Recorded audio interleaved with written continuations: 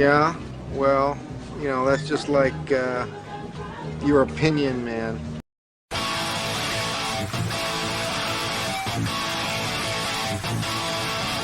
Say you never needed me to warn you. Say you never needed it at all. Say that when you're warm under the covers. Say you never think of me at all. She's a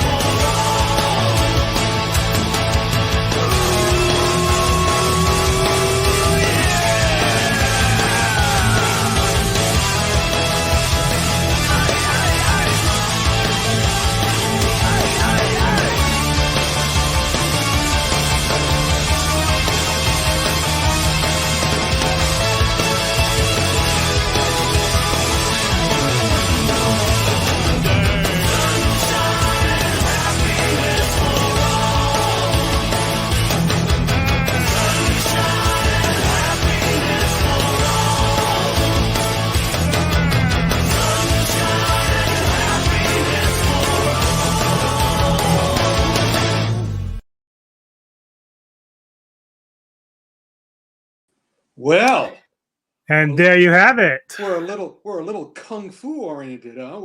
Where's all the stuff from Columbo and Murder She Wrote? I would have to pick a 13-minute song to get everything in your career into that. But I am going to cover a lot of your stuff. I'm really excited to do this. I'm so happy you took the time out to do this with me. It's an honor. I'll just sit back and let you do it. Go ahead. Yeah, I wish I could, because I'm telling you, just trying to research everything in your career that you've done, I couldn't even tip the iceberg of it because it's so much there. And I've done a couple of episodes of Action Film Autopsy with you, and it's like I learn something new every time I talk with you. So it's like I don't care how long this takes. I mean, my usual interviews are like an hour, but if this takes 5 hours, it takes 5 hours. I don't care. I'm just playing around. I don't think it's going to take that long. Let's cut to the end, everybody. Well, I was going to say that. Okay. Well, let's get going. Yeah, let's get going. I think let's just start with, give us a little bit of your background as quickly or as efficiently as you can, as what you do and what you've been doing for the last 70 years. Well, what I do is live. I live for a living. That's what I do. And I decided to do that because I was born of a schizophrenic mother and raised by a manic depressive mother. And I got to the age of 12 and I sort of went, okay, now I know what I don't want in my life. Let me figure out. Thankfully, my father was very logical and helped me with this because normally, of course, I met a lot of similarly abused people by, parental abuse. And I was extremely lucky that I had at least a father who was sane and would throw me clues on how to survive against the mental illness around me. And interestingly enough, my father worked in that field. He worked in mental retardation and mental illness. And it's kind of like, and I said when he was retiring finally, I said at his dinner roast, I said, my father is not the kind of man to bring his work home with him. he's the kind to marry it. And Mhm. he married 3 times. And fascinatingly enough, especially for me, who was the victim, was that each one of his wives was mentally ill in a different way. Hmm.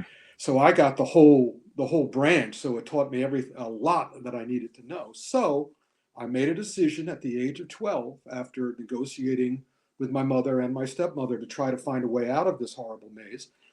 Um, but I decided that my goal was not to be something, but to be someone, and also for that someone. And my goal was not to make money making movies, not write books, not to do comic books, not to do plays, not to work at Toyota, not to work at Medieval Times, not to work at fine art companies, all of which I've done.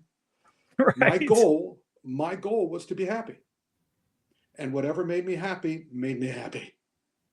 Yeah. And so basically, but I needed to. The other thing that happened was, when I couldn't find a way out, when my mothers would not cooperate with I literally would have meetings with them to see if we could negotiate some way that they could be more fair to me and not continually whatever.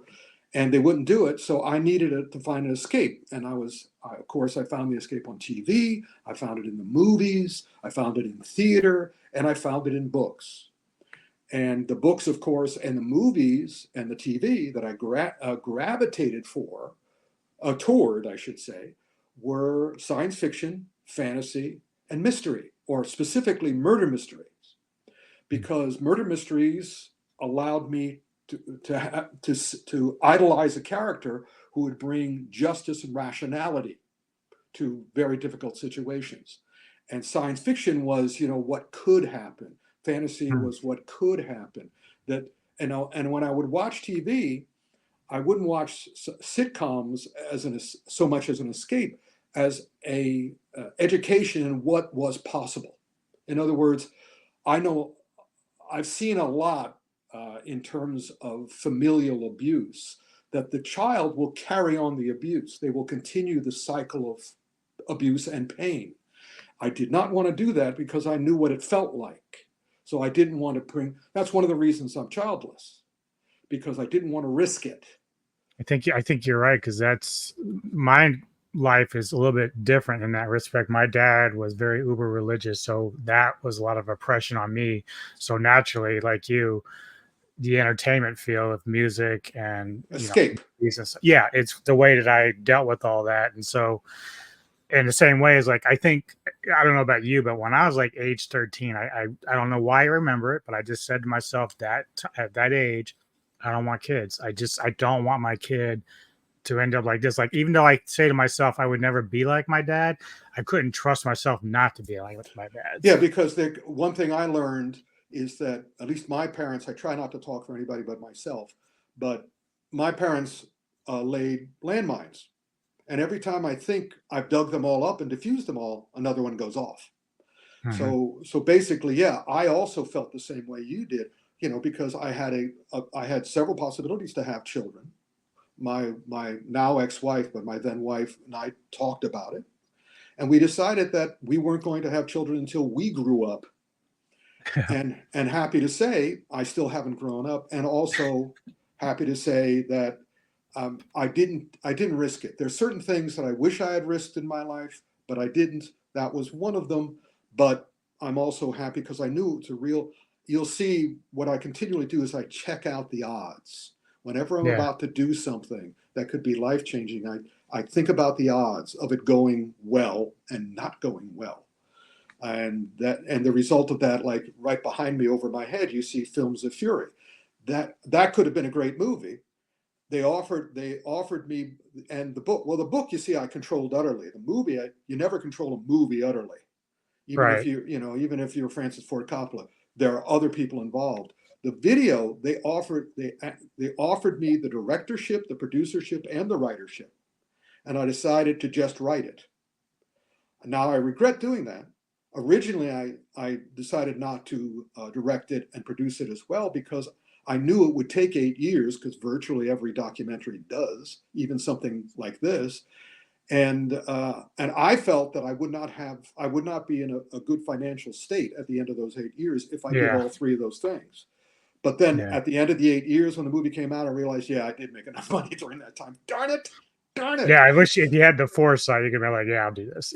Well, that's another reason why I'm friends with psychics and shit. But I find everything fascinating. So anyway, that was the background. And so once I started, I read literally every mystery novel and every science fiction book, and between 1960 published or available between 1965 and 1975. I read them all, 5 a week at a minimum. And so by the time I was in high school, I wanted to do my own because again, it was like I would read. I found that my career is reactive. It's not so much active as reactive. In other words, almost all of my books, almost everything I've written is a reaction. In other words, my favorite horror movies favorite horror books are the books where I rewrote Halloween, I rewrote Nightmare on Elm Street, I rewrote I forgot what Friday the Friday the 13th, and The Omen. I'm constantly rewriting The Omen, so constantly. So when you say rewrite, is this just like your fantasy of writing the movie I create a itself? story which has the same ingredients, except I have them turn out the way I think they should have turned out. Gotcha. And also I just saw the two people who were most responsible for my creative life were Larry Hama, who introduced me to Asian cinema, both Japanese and Chinese, as well as tofu and sushi, and Jeff Rovin, the editor of Atlas Comics, and is still my mentor and still throws jobs my way, book jobs and all this stuff. They're the ones who showed me the path, and would always be there to help it. So that's why I always suggest to people, whenever I watch a reality show and some idiot says, I'm not here to make friends, I talk back to the TV going, that's the one thing you should be doing. Right. And don't make friends for the sake of saying you have a friend. Make a friend when you meet somebody worthy of Yep. you're worthy of make yourself worthy of their friendship, and they should, and should be reciprocal. And that Exactly. has completely that has kept me solvent. That has allowed me to have fun while also being able to eat and create Kung Fu Santa shirts. Yep. I've always said it's more about quality than quantity when it comes to friendship. It's just the quality of the person, and That's true of everything. That's true of yeah. everything. Like I always say, when people ask me, what's your favorite food, what's your favorite movie, what's your favorite book, I always go, great. Whatever's great, I like. I mean, the only thing that in my life that is not great is probably me. But that's because of my darn mothers. So in any case, by the time I hit high school, I was already drawing comics and writing stories. I was lucky to go to school in the 70s, high school, because and the 60s, because the teachers were so bombarded by that at that time because of the revolution going on, the Vietnam War and all that stuff, and everybody and all the students sitting in and stuff like that, that I would give them an offer that normally they would turn down. Like I said, I wanted to write stories, science fiction, mystery stories, instead of writing reports. I guaranteed them that the information they wanted in the report, I'd include in the story. And usually, in years past, my brother would hear about me doing that and say, I never could do that. They would never let me do that because I find many teachers, too many teachers, pretty much like movie producers, want the power, want the control, to feed their ego rather than to actually educate the children. Matter of fact, that's what was funny, because every creative writing course I ever took in high school or college, I flunked because I got into conflict with the teacher, because I would not accept their opinion as fact. And Yeah. they weren't happy about that, and they found a way to flunk me. And I just sort of said, perfect. So I'm Goes not back going to to that ego thing you were talking about. I'm not going to pursue this. I'm going to go to college for something else, and I'm going to write on my own. And because the teacher wanted me to please them, the only person. And after I also took a couple of writing group. I got into writing groups, And I left that after the first time because while they couldn't flunk me, they could not give me accurate or believable criticism of my work. They couldn't improve my work. And Yeah. so I made the decision. The only opinion on my work that I'm going to accept is from editors and publishers and producers, people who could help me, who could educate me, could tell me how to do it better, or people who could pay me for it. Mhm. Nobody else's opinion. Because again, Larry Hama just now on Facebook said, I don't do this for the money. I do this for the respect of my peers. And I said, I don't do it for money or the respect of my peers. I do it because it makes me happy. Yeah. Yep. That's So how. Yeah. that's the Totally. background. Cool. So let's talk a little bit about your achievements here. I know you sent me some stuff here. I'm just going to show some slides real quick. You got some, looks like, what are these, doctorates over here on the Well, left? not doctorates. Two are inductions. I've been inducted into at least a half a dozen international martial art halls of fame. Mhm. But again, you're looking at the later stuff. I didn't discover kung fu. Again, I discovered kung fu in samurai films thanks to Larry Hama, and Right. I'll tell you that story how that happened. But I started with I was going to school for cinema and theater, and whenever a school, I went to Emerson College, I went to Boston University, and I went to University of Bridgeport, and whenever a college disappointed me, I left. And it was insane. I worked my way up the theater business until I was working on the stage in 1971. I was working on the stage crew and doing walk-ons, and I was the head usher at the Tony Award-winning Long Wharf Theater in New Haven, Connecticut. They were paying me in 1971 $450 a week. And my father still wanted me to go to college. He said, if please, I will pay for everything if you go to college. And that was the magic words, because the big crisis in my life came when I was 12 years old. My mother canceled birthdays and Christmas. And she did it this way. My brother and I come running downstairs. We have a big, beautiful Christmas tree and all these wonderful presents all around. And there are our parents sitting there, and we go over and we start ripping open the presents. And we discover that every present is a rewrapped toy that we had gotten the previous years.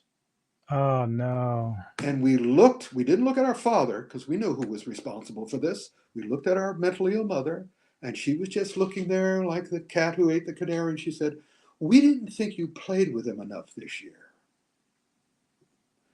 And I looked at my brother, 15 months older than me, and I said, that's it. And we knew that it was over from then on. And we were happy to fend for ourselves. We had both reacted in different ways. So that was, but because my mother, the Grinch, canceled Christmas, whenever anybody offers me something free, it's hard for me to control myself. Yeah. If I wanted to go into theater, I should have stayed at Long Wharf Theater. I would still be in theater to this day. But I think subconsciously I knew I didn't want to stay in theater because I also knew what theater would do to me. It was already doing it to me, which was, I took over my high school drama club because the student, I could recognize the student, the teacher, I should say, the teacher who was the controller of the director of the drama club was a teacher who was a little Nazi, who was just the classic little, she's doing it not to make great plays, but to have control over others. And I discovered that throughout theater. Theater, there are producers, directors, especially producers though, producers in all the entertainment fields. They exist to have power over others and to destroy other people's dreams. Thankfully, 25% of them, for the most part, in terms of my experience, are great, are geniuses. But 75% are venal, backstabbing, horrible assholes, racist, sexist monsters who got into the business so they could destroy others because they hate themselves. I learned in Kung Fu, all hatred is self-hatred directed outward. And I've seen a lot of evidence of that, and I'm willing to believe that. So the teacher at the Amity High School was that kind of person. And I was just disagreeing with all her decisions. So I went to the principal, because the principal and the vice principal knew me very well by now, because I would come in and say, can I do this? Can I do this? In one of the English classes, we were reading a Macbeth. And I said, can I put on a court case in the class? And I'm going to assign everybody in the class a different character in the play who they'd have to study to know everything about them. And we were going to have a court case where we were going to say Macbeth was not guilty. And I was going to be the prosecutor, and I was going to prove that Lady Macbeth was the guilty party. He was only a vessel for that. And so by then, the teachers loved me because I was totally into education. I told my father when I entered into college and high school, I am not here for the marks. I am here for the education.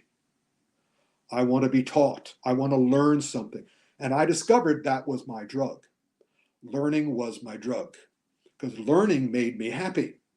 Yeah. I tried the other stuff. Drugs didn't make me happy. Matter of fact, they scared me. Drink didn't make me happy. The one time I was drunk, I discovered I was my least favorite kind of drunk, which was a self-pitying drunk. And I did not want to spend my time, oh, poor, pitiful me, oh, life is terrible. I wanted to do the opposite. So no drink for me. I always loved Bob Newhart's routine about talking on the phone with Sir Walter Raleigh, when Walter Raleigh was explaining that he was going to bring tobacco back to England. And the Bob Newhart character goes, now let me get this straight. You take some leaves, you put it in a piece of paper, you wrap it up, you put it in your mouth, you light it on fire, and you suck in the smoke. That's the way I felt about it too. So all that stuff, I only wanted to do what made me feel better and made me happy. And again, I was delirious to discover, I was able to make a study of it, that whenever I would see something in a Bugs Bunny cartoon or a Three Stooges short or whatever that made me happy, my brain would sort of go, yay. And that included like Jeopardy. Whenever there was something new I learned, and to this day, I'm watching Jeopardy. I'm watching Sesame Street. Whenever they teach anything, it's like my brain goes, that's cool. So in any case, that was the setup. Yeah, I did notice, I think I read you got the Edgar Allan Poe Award as well. Again, that's later on. Well, let's start. The reason we went back to college is that I was at the University of Bridgeport, the third and last college I went to. And by the way, I never graduated because I said, I'll be damned if I'm going to reward you for making me hate theater. So, and also sort of to my father too, I went, like I said, I left to please him. I said, I'm leaving in my last semester just to give you a lesson, because I would not, if I went to the graduation, I would be like this the whole time. I'm doing this for my father, not for me. And I love Dad. I love him, but I love me more. Right. And I am not going to reward these people for really ruining the theater world and the cinema world for me. They showed me the other side, which was very helpful later. So I'm at the University of Bridgeport. I'm in a production of Three Penny Opera. And for some reason, the stage crew had to build a set around me because they needed my size so they could build this giant swan, a paper mache swan, all around me. So to entertain them, because this is my way, one of my first jobs was as a camp counselor. And I would tell stories around the campfire. And I was developing this story about the end of the elven race, because I felt that Lord of the Rings didn't talk about that enough. In other words, they left the story before they talked about the end of the elven race. So I started creating a story, again, reactive. I started filling in the end of that story. And I was telling the stage crew who were building the set the story as they were building.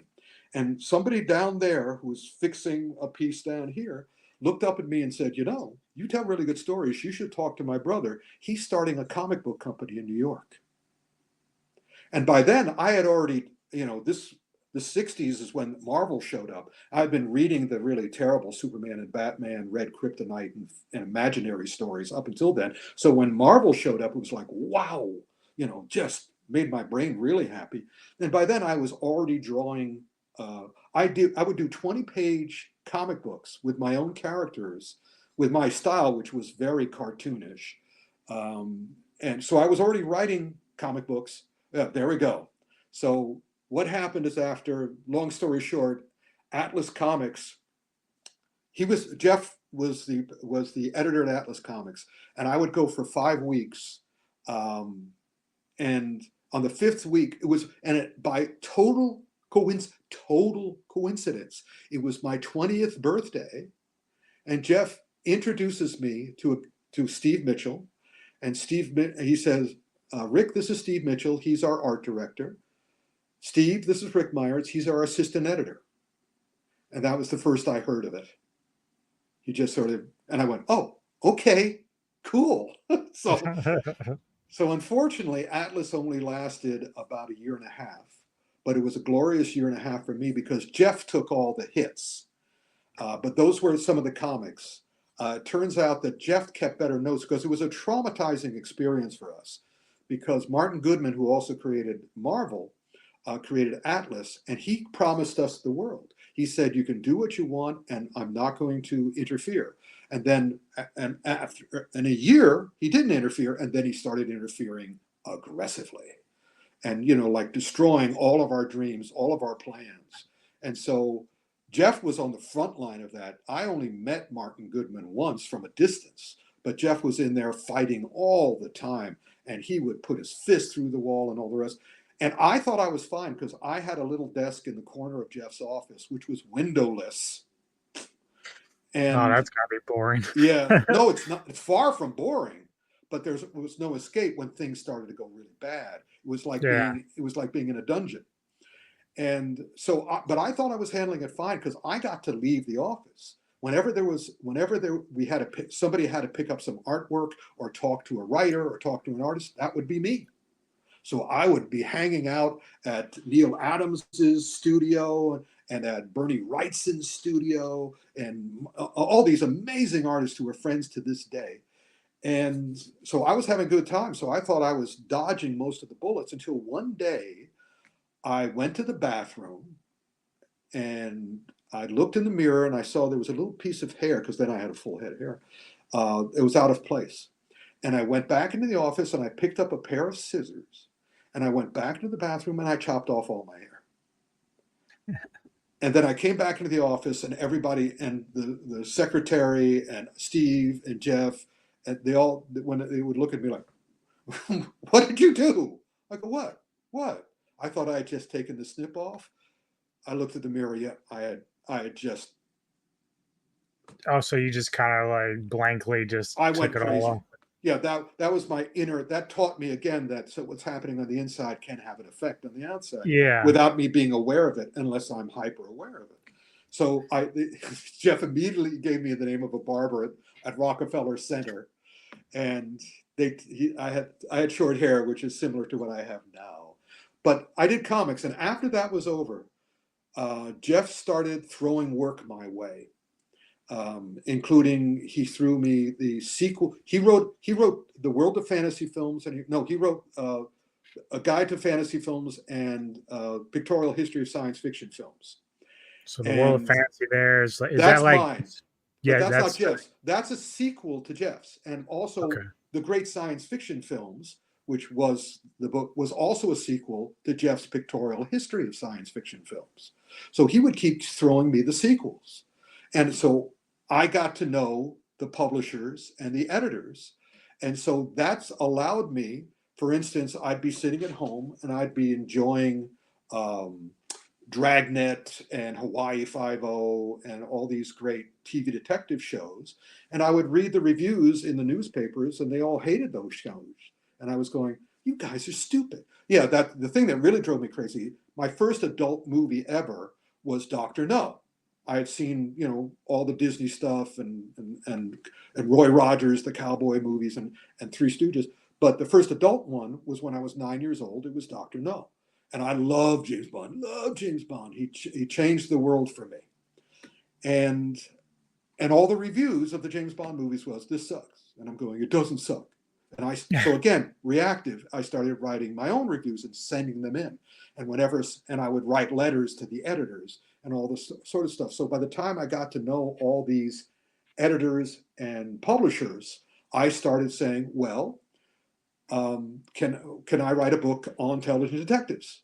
Because they don't get any respect. And and it was wonderful because I was growing up in a time where publishers had to fill slots. I was at a time where they had all these, they could literally reserve racks in not bookstores, but in pharmacies. But in order to hold on to those racks, they had to fill them every month, which means they needed a lot of product. I couldn't do today what I did in the 70s, which was I could go into the office. I thought I'd have to write out a long, either I'd have to write the book or I'd have to write a proposal. No, basically, much to my amazement and delight, originally they said, give me a page. So I'd give them a page. And once they knew they could trust me, because all they were looking for is someone who could do the job on time and give them something publishable. In other words, even recently, I still ghostwriting novels when famous authors screw up, when they can't do it, and they know that so editors know I can do it, and publishers know I can do it. So they'll. Do you ever run into copyright issues? Because I know it's like on this one of these books you wrote, the fiction book, The Hulk. Yeah. Is that something that they allowed you to go ahead and do, or did you have any They issues? hired me for it. Okay, so there was no copyright. That was one of those situations, because again, that's what we ran into the publishing business. Marvel, you'll notice that the Hulk book was the third in the series. Yeah. So the first two were written by comic writers. And I started as a comic writer. And the other thing that I do, because a lot of people who get into their medium, they become book writers, or they become magazine writers, or they become reviewers for newspapers, or they become comic artists. I realized, again, because I love Hercule Poirot and Sherlock Holmes, I learned the form. And the forms are different. To this day, I maintain the hardest thing to write well are comic books. Books are not easy to write, but I've also done not ghostwriting. I've consulted on screenwriters who want to write novels, and again, I always find it hilarious. Because basically they write out a movie in words, and that's not the form. Basically I keep telling them, you see, it's clear that what you've done, you've written a script longhand, but now you're waiting for the set designer, you're waiting for the editor, you're waiting for the costumer, you're waiting for all the people that you do on movies. You don't understand the form of book writing. Movie writing's a different form. Comics are the most difficult. If Agatha Christie wrote for comics, her career would be over in 2 years, because comics eat up so many ideas so quickly. And also comics, unlike anything else, every single panel of a comic book has at least 6 ways to communicate information. 6 ways. I mean, it's got the image, you've got the word balloon, you've got the thought balloon, you've got the captions, you've got the sound effects. All of these can communicate information. And that's one panel. And on an average, there's 4 panels per page. On an average, 23 pages for a comic book. On an average, 1 a month. You got to fill all that 1 a month. This is why great comic book writers do not last long, because there's no way to maintain quality. You can fill it in, but there's no way to do. So that's why I was happy to discover books. I started with comics, the most difficult thing, and then I got into nonfiction books, which was just me doing what I'm doing now, except on paper. In other words, I would just write out what I thought of these movies. Yeah. Here's the kung fu stuff. The World of Exploitation Films. I told you the story. That's the new version of the 2011 version. There was original 1983 version, which was much better, but that was a tragic story. Just wasn't very colorful. Yeah, well, I don't want to leave the audience wanting. Basically, it was a textbook publisher who wanted to get into the mainstream, and so they bought two books to announce themselves in the mainstream. One was my book, The World of Fantasy. I mean, the world for 1 week only, The World of Exploitation Films. That was the one they bought. Yeah, for 1 week on World of Exploitation. And the other book they bought was In Search of Gandhi by Sir Richard Attenborough. And they took all the money to pay Richard Attenborough, now Lord Attenborough, who wrote this beautiful, full color, glorious book on the making of the Oscar-winning movie Gandhi, which he directed. And so the publisher took all their money and put it into that book and put no money into my book. My book sold out and got rave reviews. The Attenborough book, the problem, you see, since they were a textbook publisher, they weren't aware that because they paid Attenborough so much and spent so much on the production of the book, they would never get their money back. They got their money back on mine like that because they spent nothing on it. And but then they went out of business. I wrote not a sequel, but they gave me a contract for 2 books. The other book was Cartoon Art, The World of Film Animation, which was glorious, filled with pictures. Matter of fact, my dear friend Chris Brown, who's Hager the Horrible and did a lot of drawings of me throughout my life, he did a flip book, a little picture in the corner of the book. And so basically, if you flip the book, you would see this little professor character would tell you what page it was with a magnifying glass and with his finger. And I mean, it was a glorious book, and it was at the printer. It was ready to be created, made into a book the following week, and the publisher died the week before that. Oh no! And because they went into bankruptcy, and whoever bought their company could control it, they wound up I was saying, can I get the plates, the book plates, because they made book plates at that point, where I could go to another publisher or even a company or even a printer and have them make the book. But they destroyed the plates. More adventures in life. Right. So anyway, so I'm doing nonfiction books, but meanwhile I'm writing. The comic books were all fictional, and I love fiction, and so I wanted to write fiction as well. And so I went to see Star Wars, and I was like, wow, this is great. So exhilarating. I recognized the plot. The plot's from Flash Gordon. I mean, the plot's no big whoop. And you could clear, oh, that's from Dune. Okay, I recognize that from Dune. And that's from this, and that's from that. But the exhilaration, the energy of the movie was spectacular. But I wanted to rewrite it. So I came up with a plot line for my first major novel, which was Doomstar, which I did for Warner Books, who I had a long history with. And that was my version of the space opera. There it is, Doomstar in the center. Now, the book to the right, my right of that, The Destroyer, that was actually my first novel, because my father had always wanted to be a writer. So when I started succeeding, he would look out for jobs, and he found an ad in the Westport News, which says, and I think I still have it in my book, in my scrapbooks. It said, Ghostwriter wanted, no glory, but lots of money. No, it said no glory, lots of money. And so I answered the ad. It turned out to be Warren Murphy, the co-creator of The Destroyer, who's Remo Williams, The Adventure Begins, which is an hilariously titled movie because, of course, the adventure did not continue. It didn't continue. That was it. But anyway, that was the second largest selling men's adventure series, and the bookstores were filled with men's. They had The Executioner as well. They never made a movie, The Executioner, but in a way they did, because The Punisher is a ripoff of The Executioner, very clearly, completely flat. If they brought them to court, they would have won, but they weren't going to do that. But in any case, So this was another very important lesson to me. I went and saw Warren Murphy, and I love the Destroyer novels. I still do. They're just great. I had read up until they had 21 in the series by the time they were interviewing me for the ghostwriter's job. So they were tired of doing it. They were looking for somebody who could take over. And and I went and visited him.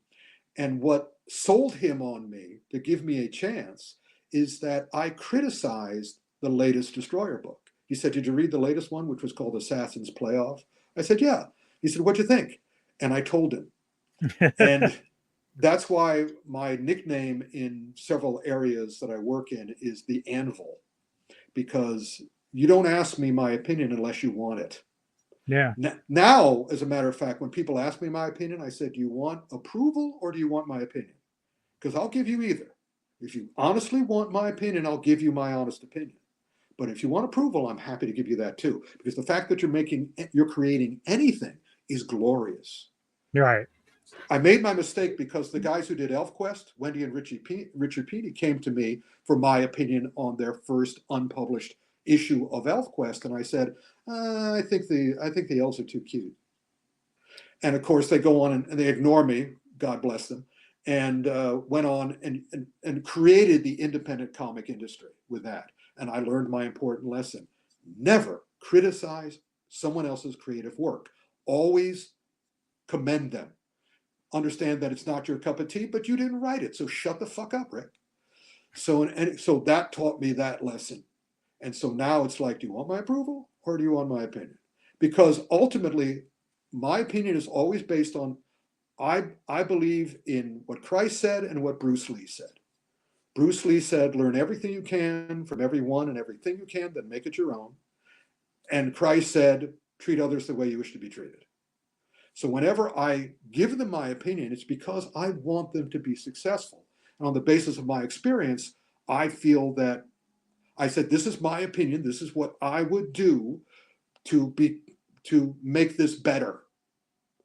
And whenever I meet someone who will do that for me, who has the knowledge, because most people go, put more guns in it, put more women in it. Again, they don't know why they think that would be better. But when I meet someone like Warren Murphy, like Jeff Rovin, like Chris Brown, who know, I mean, to go on with the Warren Murphy story. So he said, we'll give you a try. Send me a sample chapter. And Jeff was helping me with the sample chapter. I was going to write a Sinbad the Sailor novel, and I already started writing it. So I finished the first chapter. I sent it to Warren with a cover letter. And he got back to me and said, yeah, we're gonna use you. And I said, was it the chapter? He said, no, the chapter sucked, but that was the best cover letter I've ever read. And I went, another lesson learned. Do not write in anyone's voice but your own. Yeah. Don't try to copy Isaac Asimov. Don't try to copy Agatha Christie. The only difference there, as I keep telling people, there are only 12 stories in the universe. There's only 12 universe. I'm sorry, not universe. There's only 12 stories in the world. What makes the difference is who the author is, because that's the form of writing a book. Writing a book is the only a fictional novel, not a screenplay, not a comic book, is the only way you can be God. Because you have to share it. If you're doing a movie, a TV show, you're with hundreds or dozens of other people. A comic, you can't do it without the artist. The artist is the king. You're just you're just the little court jester as the writer. Oh, I'm the writer. The old Hollywood joke. You hear about the Polish starlet. She married the writer. So it was like, so that's of course racist and sexist in several different ways, which is Hollywood's known for and still is behind the scenes. Right. So anyway, another lesson learned. I'm going to write in my own voice always. And the How way did you? that my voice gets better is that I learn more. I get more. How did you get tied into the Dirty Harry stuff? Well, that's because of this. Because basically, again, I lucked out. Like I said, The Destroyer was the second best selling action adventure paperback series in the country, if not the world, at that time. And the fact that they chose me, Warren Murphy and Richard Saper chose me to continue it, told other editors and other publishers all they needed to know. This kid is somebody to watch. So, and also he's willing to do this kind of work. He's willing to ghostwrite, because most ghostwriters I knew didn't want to do ghostwriting. They wanted to be, big best-selling books and shit. I didn't care. I was just, what was great about ghostwriting is it's not going to be my name on the cover. I can Right. do whatever I want. And nobody's going to, again, Larry Hama, respect of your peers. My peers didn't know it was me. So it was like, I'm just going to be playing in the playground. Why is that guy so happy in the playground over there? I have no idea, because I'm sitting here miserable because I've got to get this book to the publisher. So I got to do both. So in any case, so what happened was that, by then I'm trying to remember when I started the Dirty Harry stuff. Well, there was during the movies, of course. But what happened, because The Destroyer and The Executioner, which was published by a company called Pinnacle, was doing so well, other publishers wanted to get in on that action. So they started creating their own, what is called male adventure books. And Warner Books, a division of Warner Brothers, the studio, came up with Men of Action series. I still have the promotional stuff for it. And they had 6 different series. And one of them was Ninja Master. And by then, I was known for my knowledge of martial arts, because the Destroyer is based, the whole concept of the Destroyer is that he was the master of Sinan Ju, the most powerful martial art in the world. And what was wonderful is the original editors, writers understood intrinsically that martial arts was something that, what the big secret of the Destroyer series is that it's a satire. It's not a serious male adventure. It's making fun of all the male adventure books. But they didn't know martial arts. I knew more martial arts than them. So when I came to the series, I introduced real martial arts as well as science fiction into their work. And also I learned the other extremely important lesson. The number one rule of Ghostwriter Club: you don't talk about Ghostwriter Club. And unfortunately, I was having a little bit too much fun. So Oh, no. I'd be walking around going, hey, you know who wrote that? You know who wrote that? Wink, wink. Yeah, and it's kind of like, but the worst thing was that I made friends with the artist who did the covers of the Destroyer novels. And he lived right down the street from me. And so I went and visited him, because I was still working for magazines like Starlog and stuff. By the way, I went to see Star Wars. I saw Star Wars on the cover of Starlog number 7. I looked in Starlog number 7. I saw the address. I went to their offices with a couple of my nonfiction books and said, hi, yeah, Starlog, they're number 7. That was the Star Wars cover that inspired me. I found out, again, they were just down the street in New York from the Grand Central Station. I literally just walked into their offices. I didn't make an appointment. I had my books with me, my science fiction film and fantasy film books. And I said, hey, I'd love to work for you.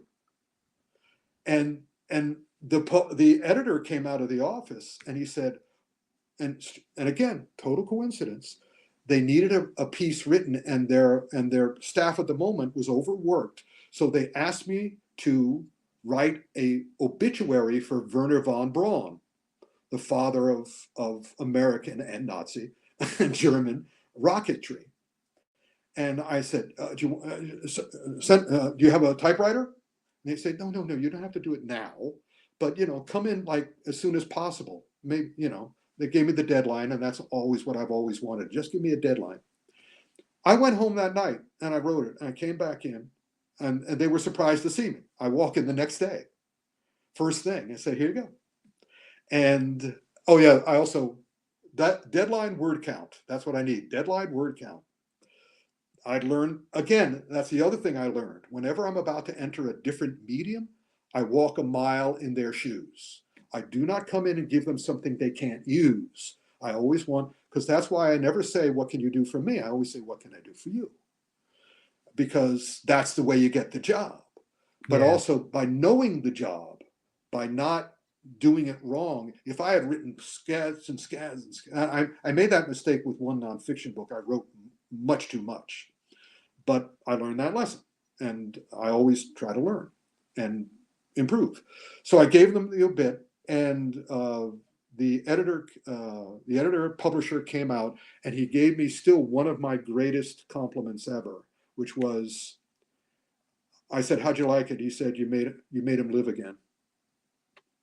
You That's brought him awesome. back from the dead." And I just sort of went, and I was assistant editor. They made me assistant editor, Oh wow. and then so I was there for a year because I started quibbling. I started arguing with the editor, and not arguing, just having a different opinion. You're right. I don't need to argue. I It's just different I, debate about it. Yeah. not even a debate. I just sort of, well, I don't think that's so. I don't think so. I'm not saying you're wrong. I'm just saying I don't think so. But then, of course, by then they had sent me to the set of Superman, where I was their official Superman reporter, and I made Now is friends with. this Christopher Reeve one? Yep, Okay. I was on the set for a month in England with my soon-to-be wife, and I made friends with Chris Reeve. I made friends with Richard Donner. I made friends with Gene Hackman.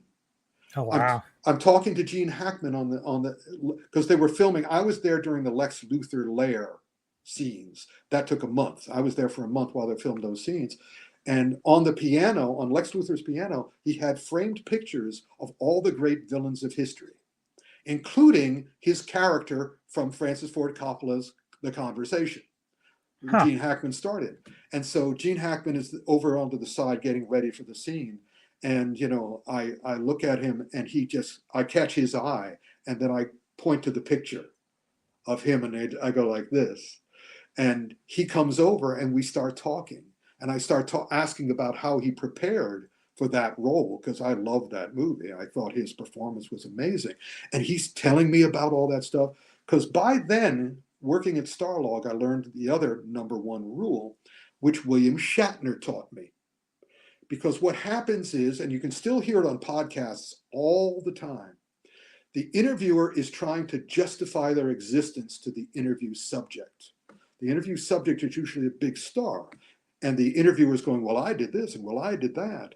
And I used to do that too, until William Shatner stopped me and said, understand one thing. It's about me, not about you. Oh, actually, he said, it's not about you, it's about me. And I went, Yeah. zip, throw away the key, talk. And so, again, learning these lessons, which I could then use elsewhere. So, very good. I mean, Richard Donner, had the discussion with him about The Omen.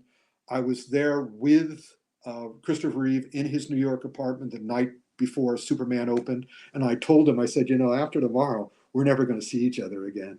And he's going, oh, of course we will. I was right. So in any case, but by then I was also on the set of The Omen. I mean, not The Omen, excuse me. Alien. I've been on Moonraker. I've been on many sets and been involved. Who was your favorite Bond?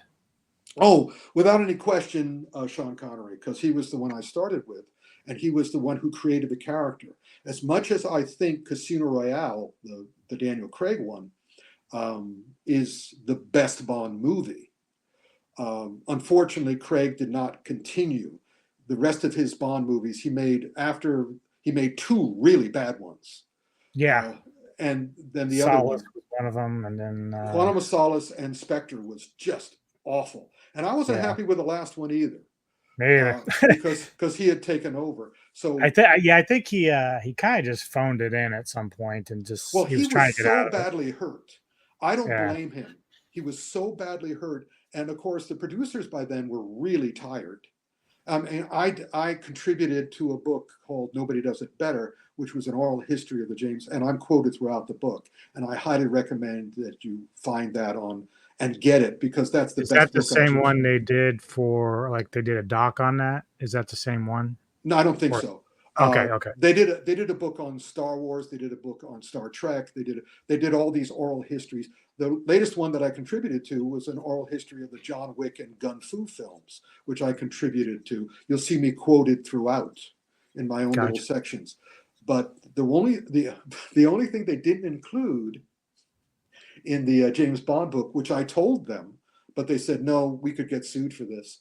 So they didn't include it, which was what happened with Tomorrow Never Dies, which is when Terry Hatcher is announced. I was with Michelle Yeoh the night before she reported to the Tomorrow Never Dies set. I still have the James Bond Tomorrow Never Dies black denim jacket that Michelle gave me later.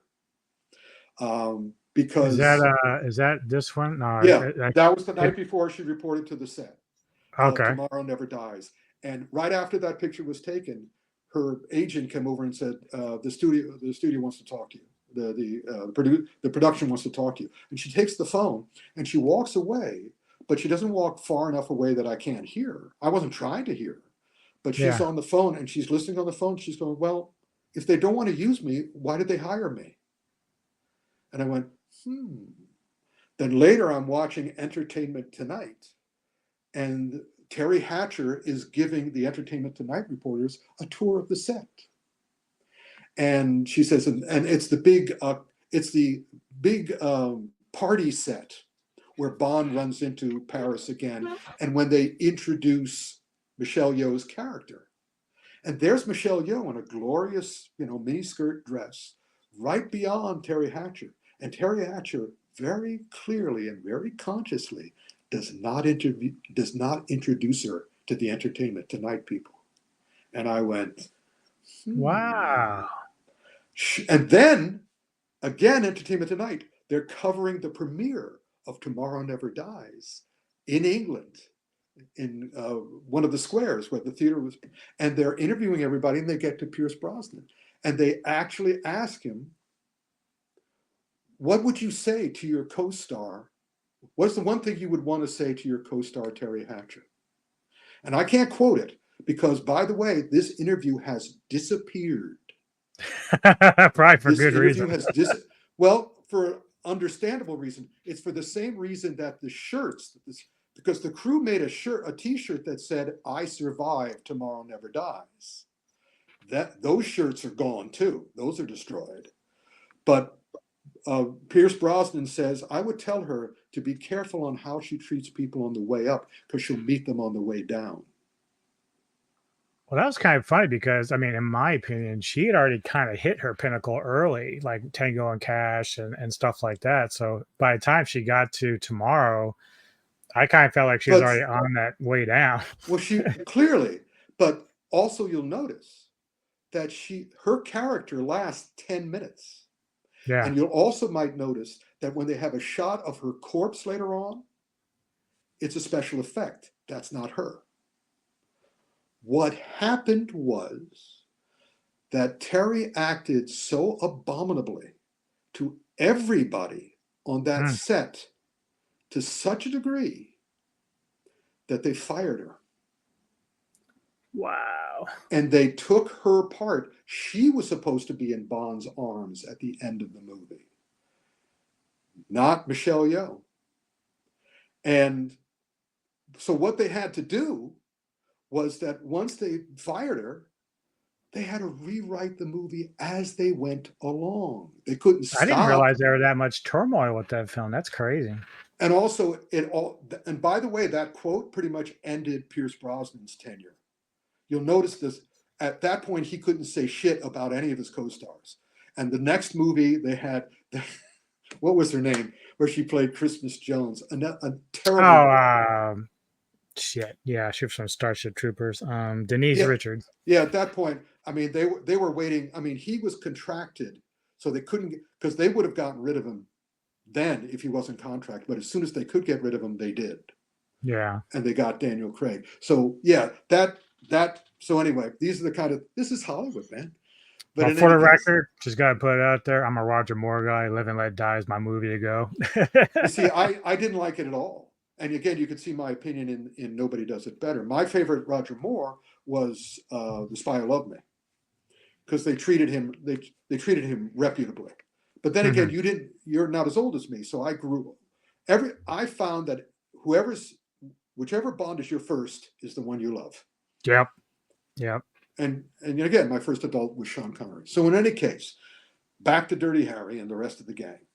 Warner Brothers had created 6 different action adventures. They did Ninja, and again, I wasn't going to work. They chose me for Dirty Harry. I did the first Dirty Harry novel, and then I read the second Dirty Harry. Now, what happens with them is they wanted to put out like one a month, or one twice, or books twice a year. So they didn't hire one writer to do it. They would hire like 3 writers to do 6 books, and in my case, they gave me 4 books. So the other one was 4 books. So there were 2 writers. But I read the second book, and they spelled Harry Callahan's name wrong. And I went into the editor and said, what the hell happened with this? And he admitted to me that, the publisher doesn't care. And I said, well, I do. Could you please arrange, because their offices was in the Warner Communications building, where the studio offices in New York were as well. I said, could you arrange a screening for me of all the Dirty Harry movies up until this point? I'm going to take notes, and I'm going to write a Bible for the series for every writer you ever hire for this series, so this mistake won't happen again. And again, the editor, I got a lot of respect for that. And also, it was wonderful to be in the Warner Brothers screening room by myself, with them running the Dirty Harry movies one after another, me taking notes. And so again, once you do a good deed, the word gets around to the right people, and also gets around to the wrong people. So the wrong people don't fuck with you, and the right people come to you because they know they can trust you. And that's what happened with the Dirty Harry stuff. And that's also amusing, because the contract I wrote for the the contract I signed for Dirty Harry said that Clint Eastwood, the only reason they did those books was because Clint Eastwood said he would never make another Dirty Harry movie. So Warner's wanted to make more money off of the series. So they did the books, but I did it, I did mine with passion and compassion and effort and emotion. And so they did well. So Clint Eastwood wound up reading mine. And when he finally did go back to Dirty Harry to do the Deadpool, he took some of my ideas, because he could. He didn't take any ideas from any of the other books, but he took them from mine, because yay me. Then what that turned into was they also had a series called Ninja Master. And the first Ninja Master book, Vengeance is His, comes out. And, or was that mine? I can't remember. Oh yeah, but those are the later ones. That's what the Ninja Master books turned into because of me. Because originally, the first book was written, and they had the author write the second book. And the second book was so bad. Not these, take these off. These are later. We have to get to these later. Because these were little, creepy little paperbacks. Yeah. And he wrote the first book as if, and it was clear that the author of the Ninja Master had no idea what ninjas were. None at all. So he made him into Batman. It was just a white guy trained by an Asian, not even by an Asian, trained by an Oriental. And it was terrible. I mean, it was so bad, they even wouldn't publish it. So they came to me, my editor for the Dirty Harry said, could you rewrite the second book in the series in 6 weeks? And I said, can I? Challenge accepted. I'll do it in 4. And by then, I had come back from the Superman set, and I had watched the Superman movie. And when I was on Superman, Lex Luthor's henchman was not Otis. His henchman was played by Peter Boyle. Huh. But because Peter Boyle had to leave the production to go on to another, they had to recast him and reshoot his scenes. And that's when they got Otis. And Otis, since, again, my father worked in the mental illness area, I can attest that there's not a single human being on this planet who acts the way Otis does. And so I was annoyed at that because the whole idea of Christopher Reeve and Richard Donner's Superman was verisimilitude. There were posters all over Pinewood Studios with Superman flying and the word verisimilitude done in the Superman lettering. So the one thing that wasn't accurate, wasn't realistic, wasn't believable was Otis. And so I'm in Larry Hama's office and going, how could they, why won't they ever take comic book movies seriously? And Larry brought me that day, that moment we left the office, he brought me down to the Bleecker Street Cinema. We watched a double feature of Baby Cart movies, Baby Cart in the Land of Demons, which is still my favorite samurai movie, and Lightning Swords of Death. Yeah, Lone Wolf and Cub. Lightning Swords of Death, which was the editing together of a couple of the movies with dubbing. But he wasn't finished. Even after we saw those double features, he said, now follow me. We went down into Chinatown, where a new movie called Drunken Monkey in a Tiger's Eye was playing, along with another movie called Goose Boxer. And it was the premiere in America of Jackie Chan's Drunken Master. And I was going, oh. And I went, the next day, I went to my publisher and said, and TV Detectives publisher and the science fiction film book publisher, and said, and what was great is back in that time in Chinatown where they had six movie theaters that only showed Hong Kong films, double features of Hong Kong films every single week, all 12 different Hong Kong films that I could see every week in Chinatown and New York. Also all widescreen, all subtitled, all perfect prints, none of this pan and scan dubbed bullshit. And I went to, and they also gave away these little handouts, these papers with all the information and pictures from the film. And so I went to my publishers going, I want to do a book on these movies. And my publisher said, here's $750, go ahead.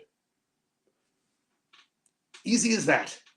Meanwhile, I do the second Ninja Master book, but I do it by taking all the samurai, because after Larry introduced these samurai movies, I had to have more. And there were two cinemas in New York that showed Japanese action movies all the time, Zatoichi and Baby Cart and all these, and my favorite, Kirishiro Nomuri, Son of Black Mass. I mean, just awesome movies. And I've seen, and of course, I just ate them all up. Yeah. And so I'm doing a book on that. And in my first martial art movie book, there's a chapter on Hong Kong, chapter on China, chapter on Japan. But when I did the Ninja Master novels, I took everything I saw in those movies and rewrote it. And also, I did research on ninja. And the only sources that I would accept on ninja were not the ones who were trying to make money off of it. And because the ninja are completely changed. I knew they had no place on earth and none in heaven. I understood the system. So I did the Ninja Master books, and I had the really great, and I was able to distinguish, not as well as I do now, between Chinese and Japanese martial arts. And so it was Japanese martial arts. I had the character be tortured. I had him be a white guy in a yellow-faced world, but also a great guy.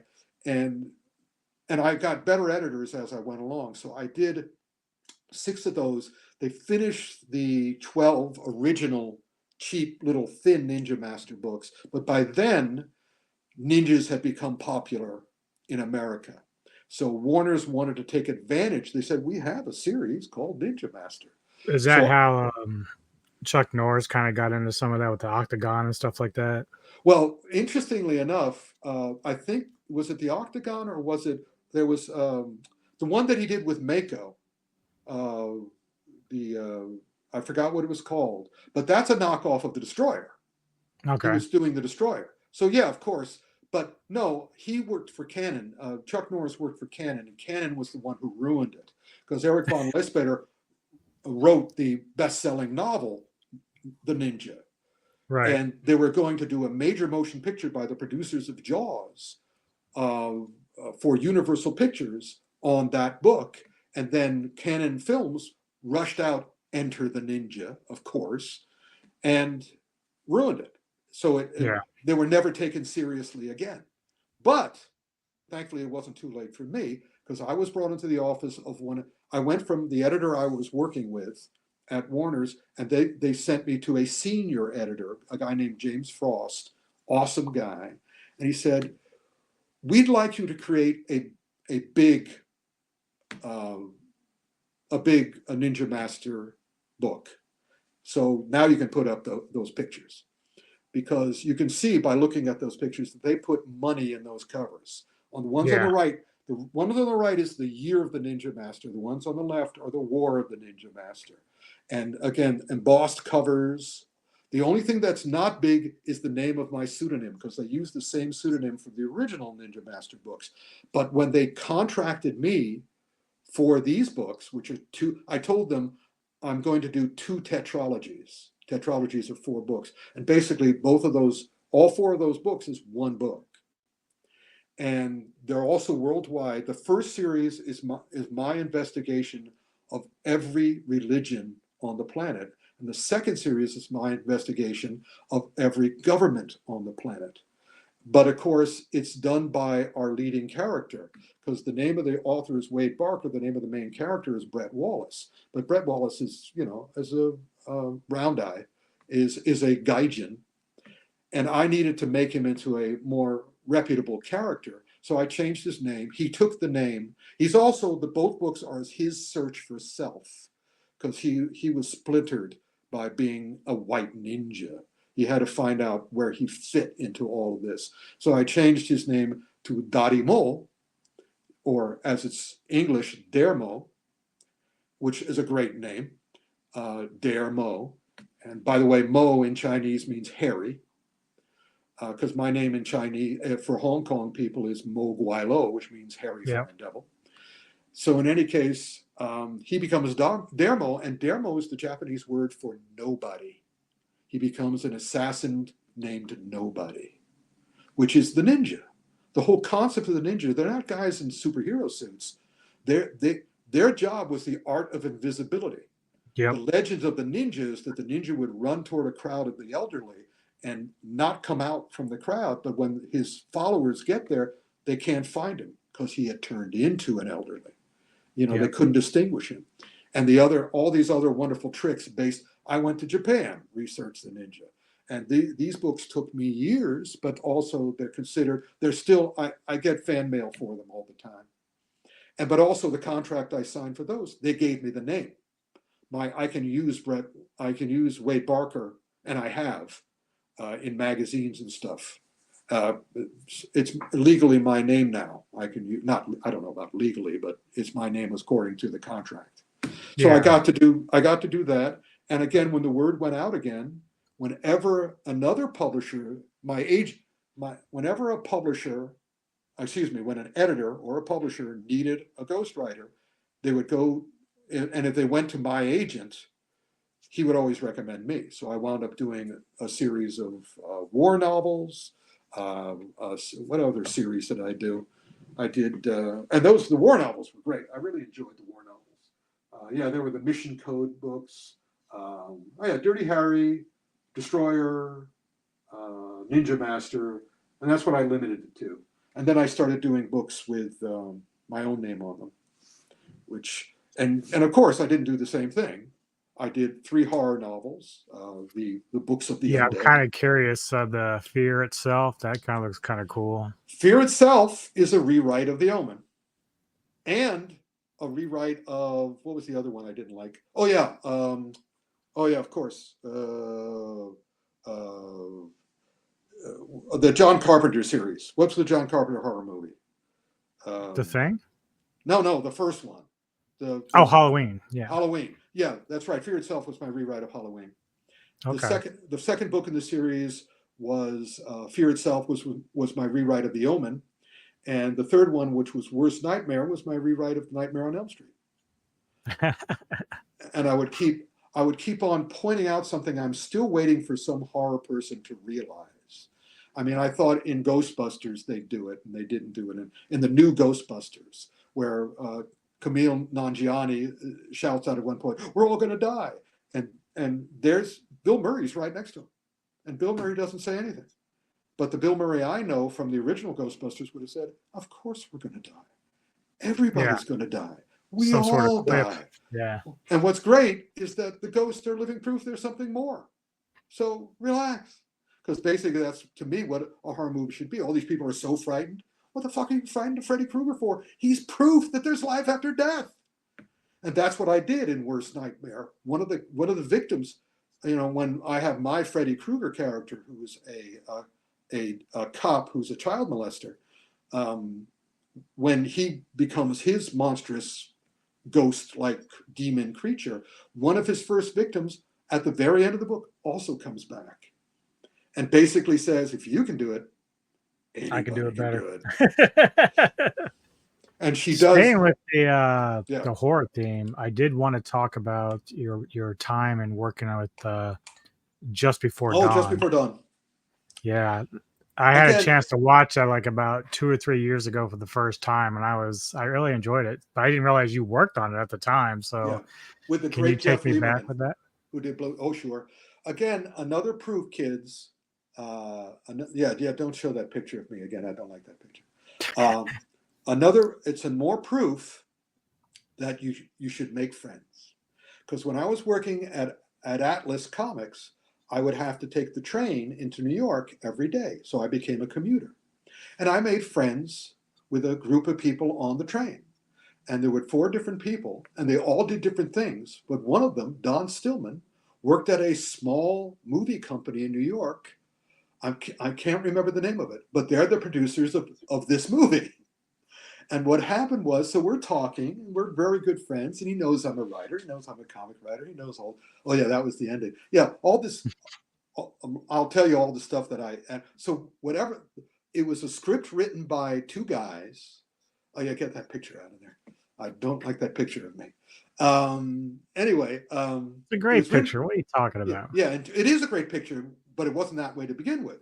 What happened was that Jeff Lieberman was hired as the director. Jeff Lieberman is an amazing, different, special, exceptional horror guy, because he always did different kinds of movies like Blue Sunshine.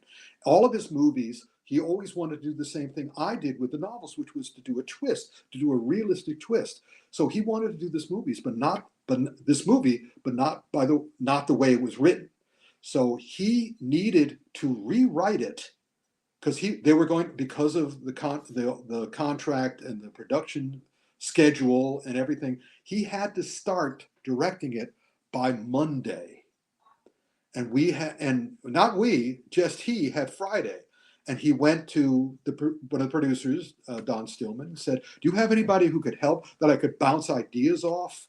And he said, as a matter of fact, I do. And they brought me in. They found an empty office in the building, and we were there for 48 hours straight.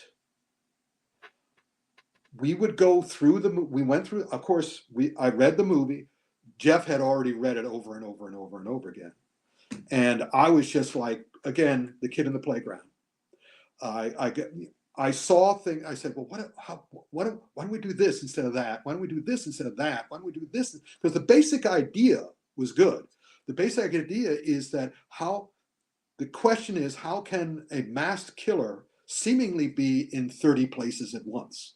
But in this case, 2 places at once. So the original idea of the script was that they were 2 inbred twins with masks on. Because I even talk about that in my books all the time, about the John Carpenter movie, Halloween, which is, how can that character seemingly not die? Because you don't know who it is under that mask.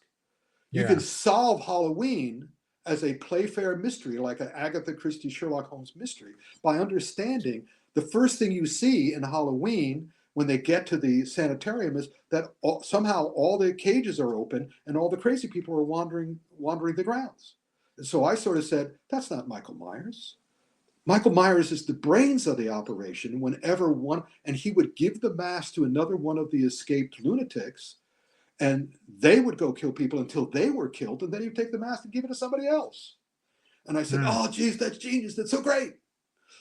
But I couldn't do that in this movie but I was hoping that John Carpenter, and I interviewed John Carpenter for the World of Exploitation Films, and I told him. He said it's too late now because by then it was he had already gone on to number 3, and he already ruined Created its number own 2. monster at that point. Yeah, but it was a money making monster. Yeah. But what you discover when you work in the film business is, again, the producers care about ego and money. So even though I came up with a great idea, there's a reason. And Nightmare on Elm Street had Nightmare on Elm Street number 3, Dream Warriors, great movie. Got rid of it. They can't. That raised the bar too high. What they wanted was movies that they could make into any shit they want, knowing they had an audience to make. As long as they kept the budget below a certain level, they would make a profit. But that they can't afford to have smart movies at that point because they'd have to continue doing smart movies. Yeah. So again, I learned the hard way that they're not interested in you solving their problems. They want dumb audiences more than, even though smart movies make more money than dumb movies. The people who make the dumb movies know they have an audience as long as they keep the budget low. Yeah. So anyway, I'm in there with Jeff Lieberman. We're coming up with ideas all weekend. I came up with the glasses idea because I never understood that in movies and stuff. When somebody is nearsighted like I was at that time, and they take off their glasses, they're dead.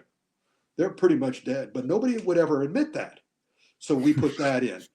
And then also, I said, also the other thing is, that in movies, there's no such thing as a rear view mirror. They ignore that. So I said, let's put that in too. Let's have something based on rear view mirror. And then the big idea came up with, my favorite idea is, again, switching the roles of the damsel in distress and the handsome hero. Let's make the hero into the damsel in distress, and let's make the damsel in distress into the hero. Because I would watch these movies and I would watch these girls run and scream and cry. And I knew a lot of very strong women, also mentally ill women. And so it's kind of like, I just was waiting for one of those women to sort of go, oh, fuck it. I'm going to stop screaming and I'm just going to fight back because I know the way the body works. And so once Jeff was going, oh, that's a great idea. But then we were trying to figure out how she wins at the end.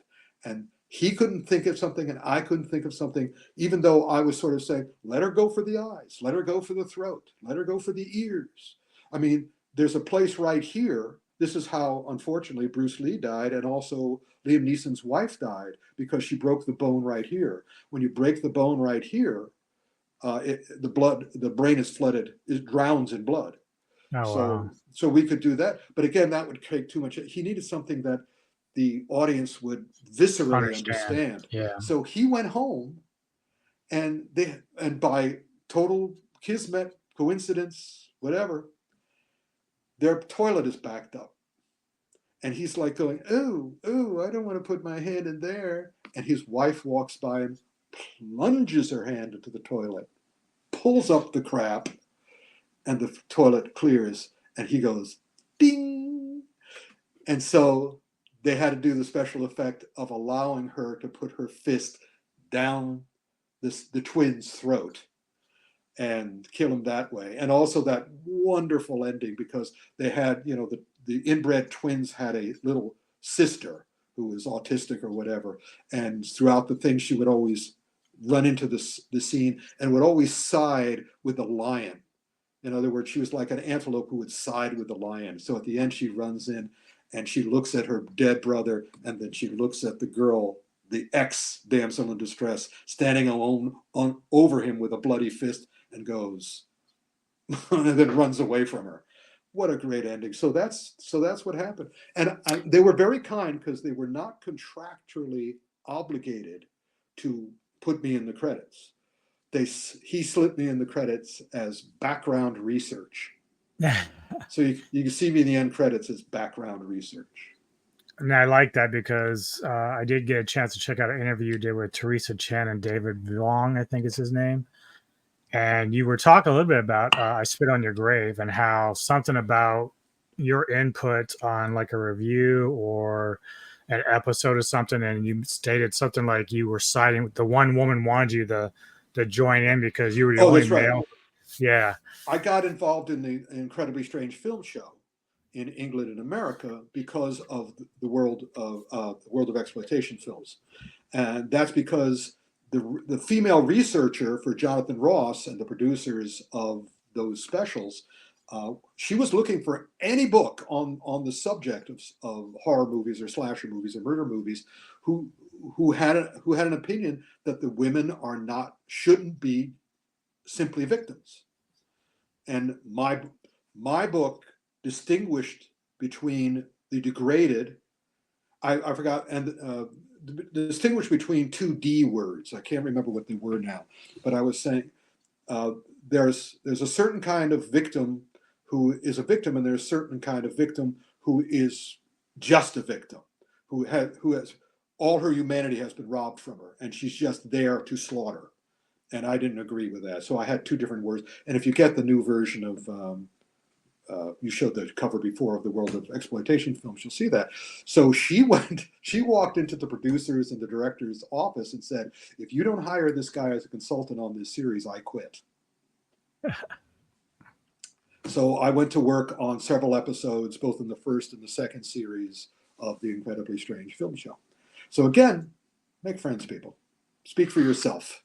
Yeah, I thought that was just a really cool moment for you because I had recently saw the doc called "Growing Up with I Spit on Your Grave," and I was really admiration for the director as well as the actress in it, because apparently I was telling some guys the other night about it a little bit, that the male actors, in order to kind of like put her at ease on the set, would actually got naked as well. They Of didn't want her course. to be the only one, so they did Yeah. it to be a team sport type of thing. And so I guess one of the guys who was like one of the lead villains, he never even acted after that because it kind of made him feel so bad as far as the character that he's like, I just don't want to do this. Well, that at that time, people still had some more morality, but now, of course, horror is changing. I mean, you look at Don't Move, you look at all these movies where the female is a strong, smart character, and you'll see that in my novels as well. In Doomstar and others, I always have the strong female character as well as the weak character, because I like the yin yang and I like the way they learn from each other. But also, again, every single thing I did became a gateway, or you could use it as a metaphor for a key or for a step. Because I wrote the history, the science fiction book, the great science fiction movies, and so I also wrote the TV Detectives. And one of the guys who made a TV Detectives show, he made Simon and Simon, a guy named Phil Daguerre, also after Simon and Simon was successful. CBS said, what do you want to do? You can do anything that we own. He said, I want to do the Twilight Zone. I want to revive the Twilight Zone. And so they gave it to him. And then he got in touch with me. And he brought me out to dinner. I think we were at 21, which was the supper club opposite Warner Communications and Warner Books. And he's sitting there at the table. And he says, and he takes a piece of paper out of his pocket and he slips it across the table to me. And he says, do not read it aloud. Read it silently. And I pick up the piece of paper and I open it up and it says Twilight Zone. And I went,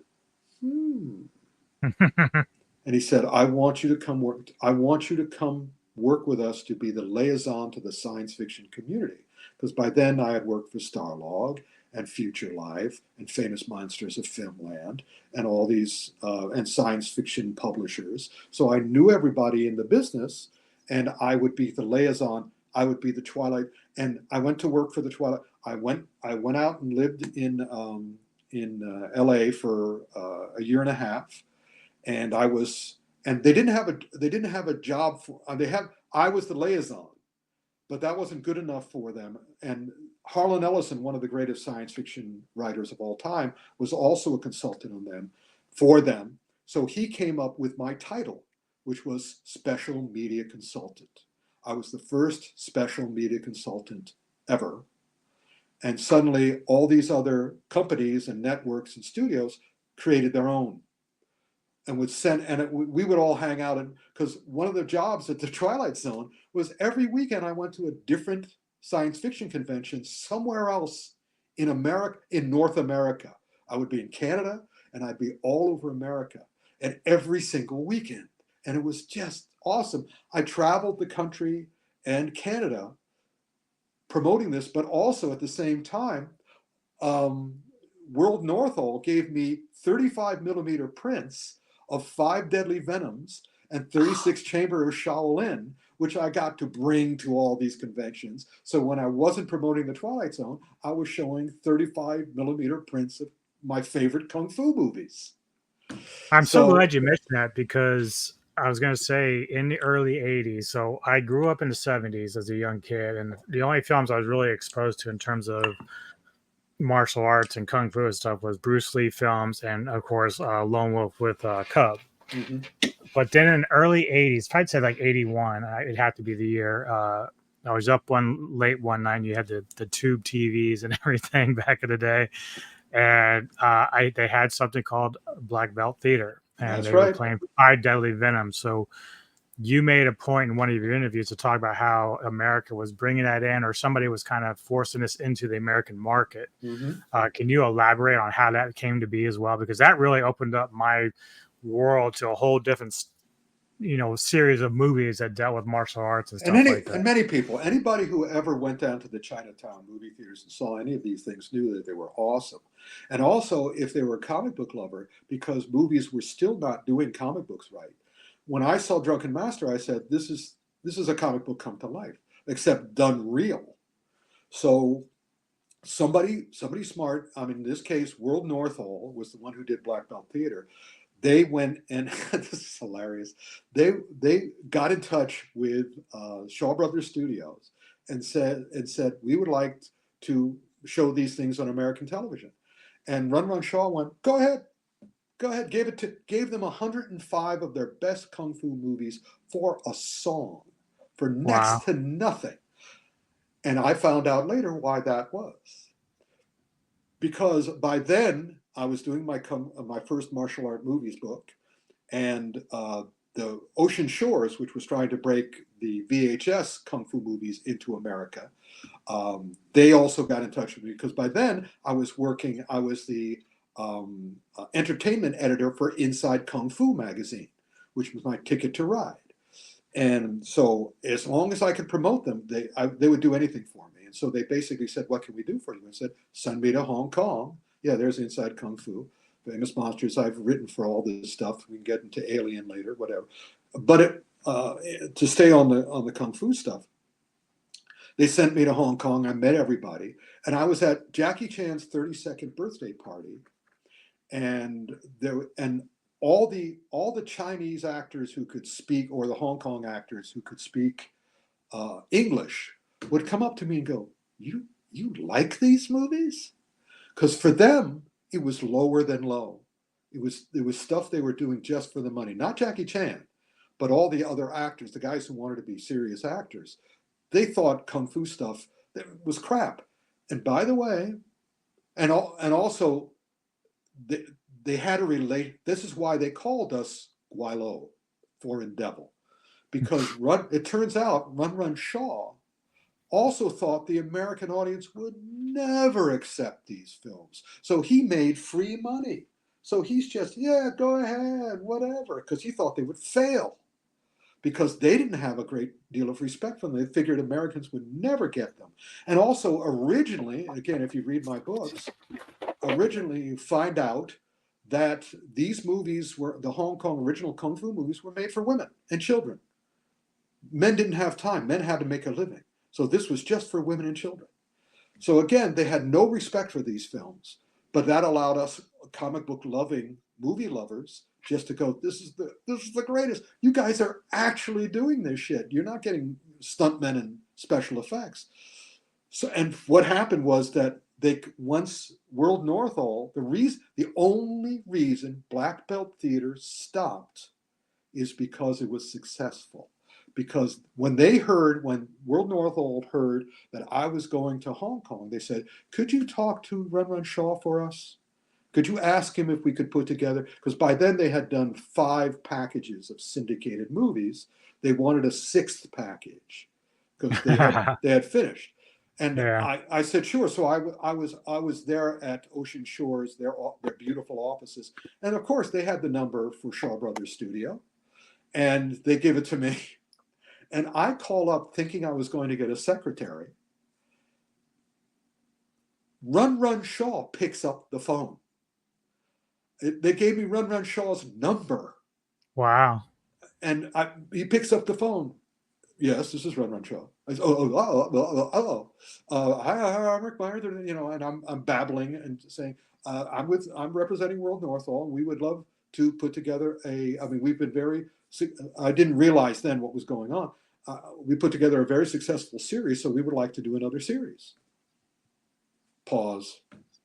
No, thank you. Oh, okay. Well, I also have written a book, and I have a whole section on your movies in the book. Can I give you a copy of the book? No, thank you. Wow. Oh, okay. Well, it was a pleasure talking to you. Thank you very much. Thank you. Goodbye.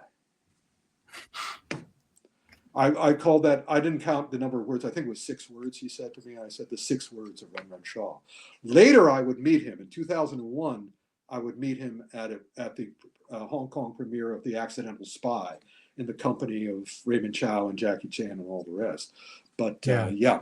So again, I wanted to solve the mystery of why they wouldn't happen. It's because they don't like Guilo.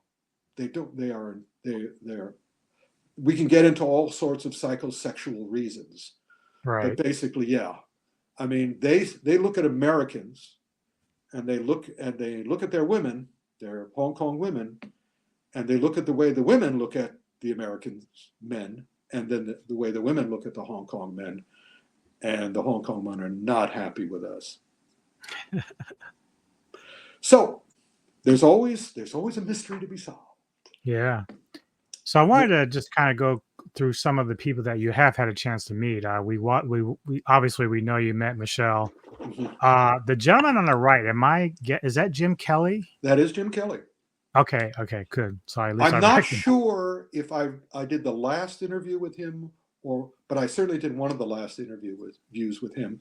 That was at the Albuquerque Comic Expo, and they asked me and you see I'm holding my stuff to give to Jim, and I used to have the bottle of Purell that Jim gave me, because he had a bottle of Purell on his table, and I had run out of my hand sanitizer. And I said, "Can I use that?" He goes, "Yeah, here we go." So we got along great. I think that interview is still on YouTube. Cool. The one I I'll have did to with check him. that out. Yeah, and he was lovely to my face, but according to other people, he wasn't so happy with me behind my back. Oh, But really? that's his. He's entitled. I have respect, but also I've heard. I got the whole story of the making of Enter the Dragon from the producer Fred Weintraub, and that's also in my book, so you can hear about how that played out and So that how. was because of something you said, I guess. No, it's not. It's just that at that time, um, of course, it was very, very difficult for African Americans. Very, very difficult. And African Americans had different reactions to it. And Yeah. in my stupid white head, sometimes I felt there was a certain amount of self sabotaging going on for legitimate psychological reasons. But then again, I didn't grow up an African American, so I have no right to speak. But also, since my whole life is all about not being a huge movie star or a gigantic best-selling author, I also shouldn't begrudge them anything they do, because again, being a star is not the road to happiness. In fact, it's maybe the opposite. There are some exceptions, but again, I'm not going to guarantee there's exceptions. They seem to be exceptions, but this is an industry of smoke and mirrors. So I'm happy to know that the only person I have to take care of is myself. Yeah. The only opinion I should have is my own opinion. I can't speak for anyone else. I always my little routine is that if you speak for yourself, you'll never be wrong. If you speak for anyone Right. else, if you speak for anyone else, you'll never know you're right. Yeah, this movie ended up dragging in my top 10 martial arts films of all time. And I remember stating that I kind of wish that his character had survived and had been kind of like the trio of them fighting in the end there, but it Never would wouldn't have have worked for happened the story. Yeah. because I worked in Hollywood for a while, and the racism and sexism during this period, and again, Harvey Weinstein was the norm of everybody. So Yeah. again, we the fans are going, yeah, let's have a whole series of movies, but the only movies he could do were in Hong Kong, where they also didn't really respect him and he wasn't treated as well as he should have been. Meanwhile, there's Ron Van Cleef, who's also a dear friend of mine, who was the original Black Dragon, who had a different ego than Jim. Jim was fighting for what he wanted to fight, but Ron came out there with a big smile on his face and knew that he didn't have to prove himself to anybody, and he still doesn't. I'm going to be seeing him again on November 9th at the Urban Action Showcases. Anybody who lives in the New York area, come to the Regal Cinemas on 42nd Street from 10 a.m. to 10 p.m., November 9th, for the 12th annual Urban Action Showcase. And you can meet Ron, and you can meet Timac, the Last Dragon, and you can meet Fred Williamson and many other amazing guys. And they can tell you stories that should make you feel ashamed of yourselves. So who is this woman on the right? I don't recognize her. Oh, that's not the latest Doctor Who. That was the last Doctor Who. That Gotcha. was Okay. the first female Doctor Who. I mean, for And a while, the I have many pictures of. I was the first American magazine writer to promote Doctor Who. Up till then, it was only promoted in England. They figured wow. they did. So I have pictures with the third Doctor Who, and that was my latest. That's the latest one I have. I don't have a picture with the brand new African Doctor Who yet, but I may. I could have done it at this year's Comic-Con, but I wasn't happy with this season of Doctor Who. So I didn't go out of my way to get pictures. Yeah. It was problematic, I guess, from what I understand. Well, the issue, as I pointed out, since I know people who are manic depressive very well, I was raised by a manic depressive. The Doctor Who they presented was clearly manic depressive by the way he behaves, and I'm going, oh, that's not a good idea. But be that as it may, let's go on. All right. I saw it definitely. Oh yeah, see there's the Equal Urban Action Loss. Showcase. There's the Urban Yep. Action Showcase. That Yep. was the first Urban Action Showcase. And also, you'll notice what I'm doing there. Look at what the gentlemen on to my right are doing with their hands. Fist versus palm. That's right. One is doing the fists are martial arts. The palm is kung fu. This was after I did the kung fu consulting on Kung Fu Panda, and I got that job because I became friends with the people who were trying to break into the American market with Hong Kong cinema, which was Tai Seng Video.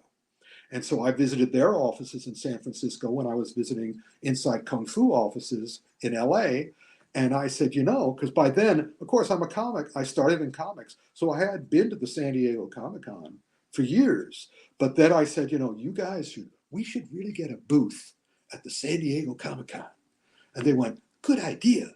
So we started doing booths with the great Frank Zheng, who, is the king of the Kung Fu film commentary. And he started with me as the audio commentary person. And I'm going, you'd be much better. You'd be much better. Because I have opinions. He has facts. Right. So in any case, so we got a booth there. And then we teamed up with the Drunken Master store on Sunset Boulevard, dear friends of mine to this day. And then I sort of went, because people would come up to my job at the booth was to explain these movies to the people who came up to the booth. And I had my book there, and I said, you can read my book, and that would help. I'll never forget the day that Matt Groening, the creator of The Simpsons, came up to the table and said, he looked at me and said, I know you. And I said, well, then buy my book. He says, I already have it. And I said, well, you don't have an autograph copy yet, do you? Oh, there you go. Yeah, you do. And in fact, he invited me, again, make friends, people. He invited me to a reading at the 20th Century Fox Studios of a Simpsons script. I have a signed Simpsons script with Matt had done. Up until then, he would almost always draw Bart. He would rarely draw Homer. For my script, he drew Homer. And it was like, so made friends. So anyway, so I was explaining it to all these people, and I'm saying, we should come, because I also did panels then on James Bond, on Godzilla. I was known for all these different genres I had touched upon. I said, we should do a Kung Fu extravaganza here and show clips from Kung Fu movies. And what was still always wonderful is that the San Diego Comic-Con is for fans by fans. Makes it completely different from the New York Comic-Con, which is by businessmen to exploit fans. San Diego was always trying to open its doors to everybody. So when I offered this something that concentrated on the Asian population, they went, let's do it. And they gave me 3 hours on Friday. He said, go crazy. And so we did the first San Diego, we call it the San Diego Comic-Con Superhero Kung Fu Extravaganza. And I put in superhero because I had to explain it to people. If they're reading the program, they have to know, what is this Kung Fu? I don't care about Kung Fu. Superhero Kung Fu, okay? You understand that. So, and thankfully, because of all the other stuff I was doing and all the other stuff other people that I was working with was doing, the Kung Fu was getting, and by then I was working on the Jackie Chan episode of Son of the Incredibly Strange Film Show, which would break Jackie out into the English-speaking world. Because up until then, he would do movies as a fake Bruce Lee and a fake Clint Eastwood. But with this documentary, it showed the world what he could actually do. And that's led to Rush Hour. And that's what, and so then the audience at Comic-Con started to go, okay, we're getting it. The first couple of years, 3 hours of anybody who saw it, and they put us in a room that would fit 2,000.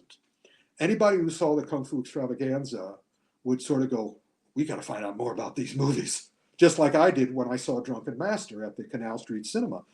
And one of the audience members, because this is the San Diego Comic-Con, was an animator for DreamWorks. And at that time, DreamWorks Animation was only doing movies that could satirize or sabotage Disney. Those were the only movies they made. And because of the head of that department, who had a axe to grind with Disney. But a lot of people who work there, and animation world is still a very small world, wanted to do a movie that wasn't a satire or sabotage on Disney. So they came up with this thing called Kung Fu Panda.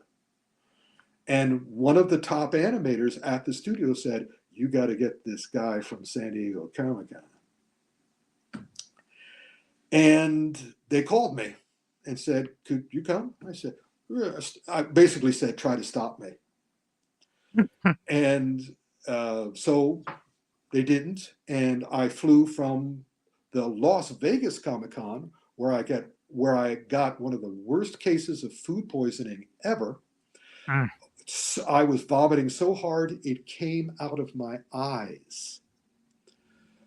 Yeah.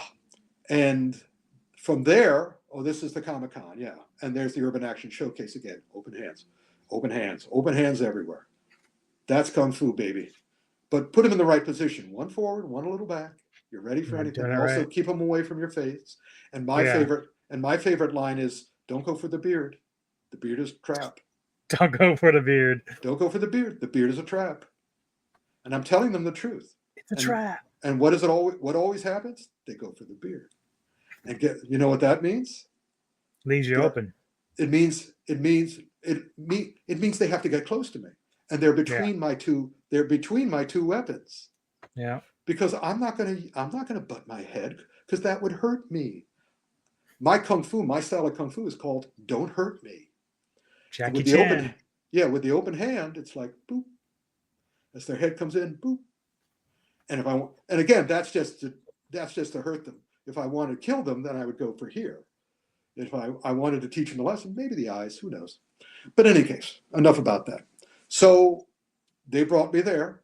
They brought me to DreamWorks. They put me up in a room, airfare, all this other stuff. And just the power of wanting to lecture them stopped me from vomiting. I thought it was amazing. I felt nauseous until I got to the door of the studio. And as soon as I got to the door of the studio, I felt better. And I went in, and again, that proved again that Kung Fu is all about chi. It's all about the inner energy. There we go. I walk in. It was hilarious. If you worked on Shrek, they treated you like a king. If you worked on anything else, they treated you like crap. And, you know, I said, can I have something to eat or drink? And they said, well, we have dry toast and hard-boiled eggs. And then when I went up to their offices, all the stationery was recycled from shows that had been canceled. And it took me 4 tries to find a VHS player that worked. Because this was way back when. This was in the early 2000s. So, yeah, they were being treated like crap. But again, Kung Fu Panda is one of the few anime movies ever where the characters, the way the characters were originally drawn, remained constant throughout production. They didn't change the characters at all. They showed me a sketch of all the characters in a row. They're exactly the way they appeared in the movie. Jack Black was the voice of Panda. Yeah, but he right? wasn't a voice then. This was Okay. much earlier in the film production. This was before they even had assigned a director to it. Gotcha. And they had producers there and they had animators there. And I said, have you done any research? And they said, well, we watched Seven Samurai. And I just went, well, you're making a baseball movie and you're watching a football film. Let me show you baseball movies. And I had all my stuff from the Comic-Con with me. And what was supposed to be a 1-hour talk became a 5-hour talk. And by the end of it, and said, could you work with us throughout production whenever we have a question? I said, yeah. I became their minion. And so it was ironic that and by the way, again, how do you know that the animation world is a small world? It's because I work with DreamWorks, Disney got in touch with me. Minions That's got in not touch fair. with They me. call you the dumb Fu master.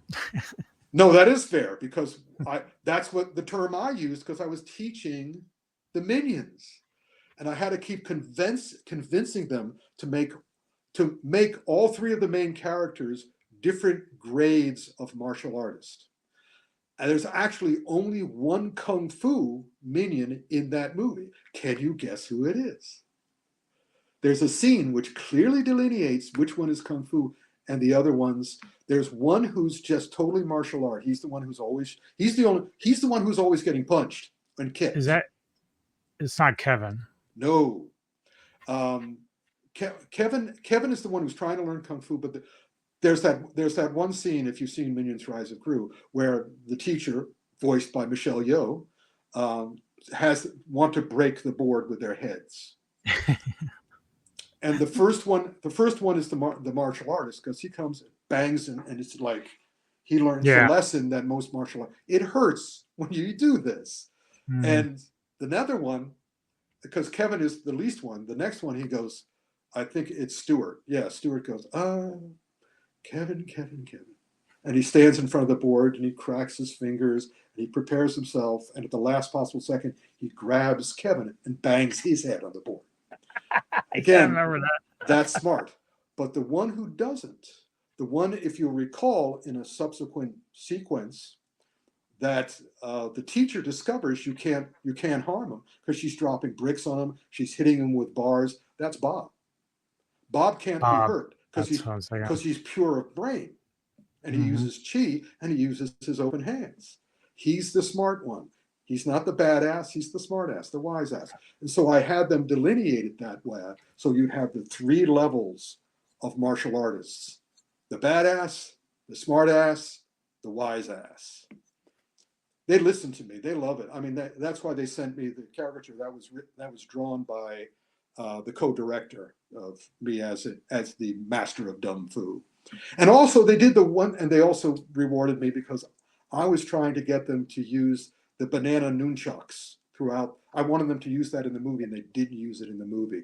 But in the little drawing of me, I have the banana nunchucks. You'll see if you show the picture. You see Nice. behind me over there, I have the bananas. So yeah, I have do want- fun. Have fun, yeah. So Oh yeah, also these I are the see people I there met.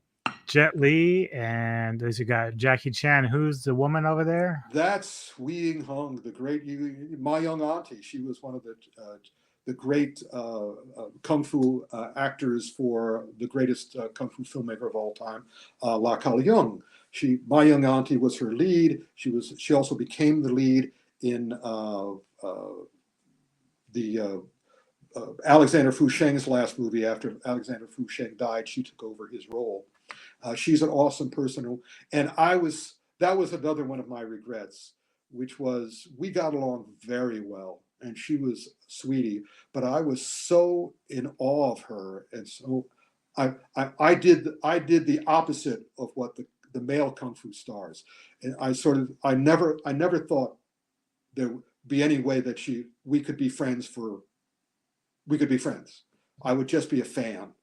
So Yeah. I didn't try. And I've always regretted not trying because again, that picture, I didn't put my arm in her. She put her arms in mine. Yeah. She took my arm, and you can kind of look at my face and just sort of see I'm in shock. And there are other pictures where she was just an incredible sweetie, and the least I could have done was try to be friends with her, and if she would have me. But I didn't give it a chance. That's one of the regrets of my life. Along So with not. before I get to Jet Li, because Jackie Chan, you have a long history with. So before I get to him, there is one quick thing I want to go over because The Crow is one of my all-time favorite films, Oh yes. and of course, you did like this little episode called "The Last Hours of Brandon Lee," Right. and I'm just wondering if you can kind of take me through that. What do you know about what happened on that day, or did you ever get to meet Brandon at any Oh point in yeah, your several career? times. Okay, I was at okay, the first Bruce Lee memorial dinner in San Francisco where I met the family. And of course, he did Hong Kong films. So so whenever he did a movie, of course, I got to interview him for Inside Kung Fu Magazine. I got to meet him for Inside Kung Fu Magazine. And we got along very well. Brandon is one of these guys who you cannot, Christopher Reeve is also similar in that you cannot ask them a question that they haven't already asked themselves and also answered themselves. So he was a wonderful interview subject, as was Christopher. Actually, Chris. Call me Chris. It's I'm like, Chris. call me Chris. Okay, Mr. Reeve, sir. In any case, so whenever we had the interview, whatever question I could ask him, he had already thought of and answered himself. But the reason he seemed to like me or gravitate to me is the same reason I believe that Jackie and Samo did too, because another great tragedy in my life is I worked on another documentary before I worked on my own, which where I supplied the director questions he should ask these guys because he was going to go to Hong Kong and ask these guys, and I was going, really, I'd love to go along. I'd pay my own way. No, he didn't want me there. He wanted to. So he would go and he didn't use any of my questions because I was going, and I knew what was going to happen. And sure enough, it did, which was he asked baseball player football questions. And believe me, you ask a martial art question to a kung fu person, you're instantly denigrated. They shut down, yeah. And the whole idea is that, oh, Guilo's so stupid. There's no point in telling the Guilo the truth. We're just going to do the cliches. And that's what happened there. But with Samo, with Jackie, with Brandon, it was, I would ask them kung fu questions. And I wasn't expecting it at first, but after a while I got used to it, which was their faces would light up. Oh my God, this Guilo knows kung fu, or at least some. He knows a little kung fu. Same thing happened with Stephen Chow. When, because I'm at the Urban Action Showcase, I'm doing a talk on the 20th anniversary of Kung Fu Hustle, because I know all about the making of Kung Fu Hustle because I was friendly with Stephen Chow throughout its productions. And that's because the first thing, what made Stephen Chow my friend is I had a whole bunch of Shaw Brothers a publicity material because the Shaw Brothers got in touch with me to write the English for the back of their DVDs. Oh, Because, wow. so I did 300, more than 300 Celestial Pictures Shaw Brother movie DVD backs. And I said, just give me all the Kung Fu stuff. I'll do the other stuff, but I'm best for the Kung Fu stuff. And I did 3 different versions of it. So I had all this material that they supplied to me to help me write these things. And I'm at the Comic-Con and I'm in the guest area and there's Stephen Chow. And I sit down with Stephen Chow and I started telling him about, how much I appreciate his work. And he sees the stack of Shaw Brothers shit.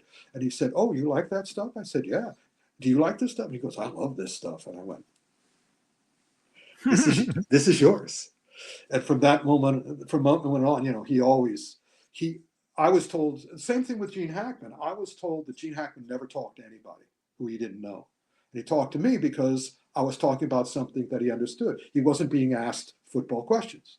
And the same thing with Stephen Chow. I was told Stephen Chow never does interviews. He never does autographs.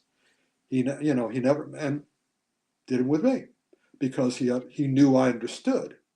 And I was willing, and also I was willing to understand. So that led to that. So what were we talking? Oh, yes. And the same thing happened with Jet Li. Jet Li, I've met once. And oh, yeah, Brandon Lee. We were talking about Brandon. What happened was that I became friendly with Brandon. And and also I became friendly with James O'Barr, who created The Crow, the comic. Yep. I'd be sitting next to him at these comic book conventions, and curiously, I'm sleeping. It's like 4 o'clock in the morning, whatever, and I get a phone call. I pick it up, and it's an unnamed. It wasn't James. It wasn't anyone I knew. It was somebody on the crew who had my number because I was the reporter for Inside Kung Fu magazine, and he told me Brandon had just been killed. And later I found out from James that they called him before they called me. And of course they should. And also, they didn't call him. James was on the set when it happened. Oh, wow. And by then, because of all the different people I've met in my love of action films, I had met gun wranglers on the set of movies and of television shows and all the rest of it. And so I knew something had gone seriously wrong. I also knew I was able to get the police report. I also was informed by the gun wrangler that there was no gun wrangler on the set of The Crow at that time because they were over budget and over schedule. And whenever that happened, because they were filming at the Carol Co. studios in the Carolinas don't have the rules that California and New York have. So the local police take over the gun wrangling. And I was told things about that police department and the way they worked that was like, I didn't know, it was secondhand information, but I could understand why an accident like that could happen. And also on the basis of what I was told by people who would know better, when I read the police report vindicated them from any personal responsibility for this. I saw 2 lies in it. I could find 2 lies in it or 2 untruths in it. Yeah. From the local medical people. So basically that report, it was like the chicken hawk was writing the report on why the chickens were killed. Yeah. So I just knew that. Anyway, but it's the same whenever there's a death on a set, it always could be preventable. It's somebody's stupidity or shoddy behavior. Anyway, so that's how I met everybody. Sad time. Yeah. So Jet, it's interesting because like Jet, I had the same kind of issue with Donnie. Like not issue, but just when I discovered some of these guys, it seems to be long after they've already been in the industry for so long. I find out, oh man, they've been here forever, and I've probably seen them before. So for Jet, it was like Lethal Weapon 4. I'm watching him dismantle a gun by hand. I'm like, who is this dude? He is awesome. And so, like, I'm just blown away. He's been in the industry long before that, and he was a kung fu champion at the age of 12. But you see, that's the difference between Jet and everybody else. Jet is not an actor. Jet is not a stuntman. Jet does not want to be a filmmaker. Jet is a kung fu student. And that's how you can always tell that they're real kung fu, because he's never going to say he's a kung fu master. No one. How do you know a kung fu master is not a kung fu master? When they say they're a kung fu master. That means that they don't know what they're talking about. They're being their ego. They're driven their ego. Every true kung fu student will always be a kung fu student. And while other people may call them Sifu or Qigong or whatever, we will always be students. And of course, Jet was one of my favorite people. And he also again, because I didn't ask him karate questions. I asked him kung fu questions. And I haven't met him as much. I have spoken to him more than many of the others. I've met Donnie Yen more. I've met certainly Jackie Moore, Sammo. I've met them more than I've met Jet. But that's because Jet stays in China. And I'm not happy with China. China's polluted in several different ways.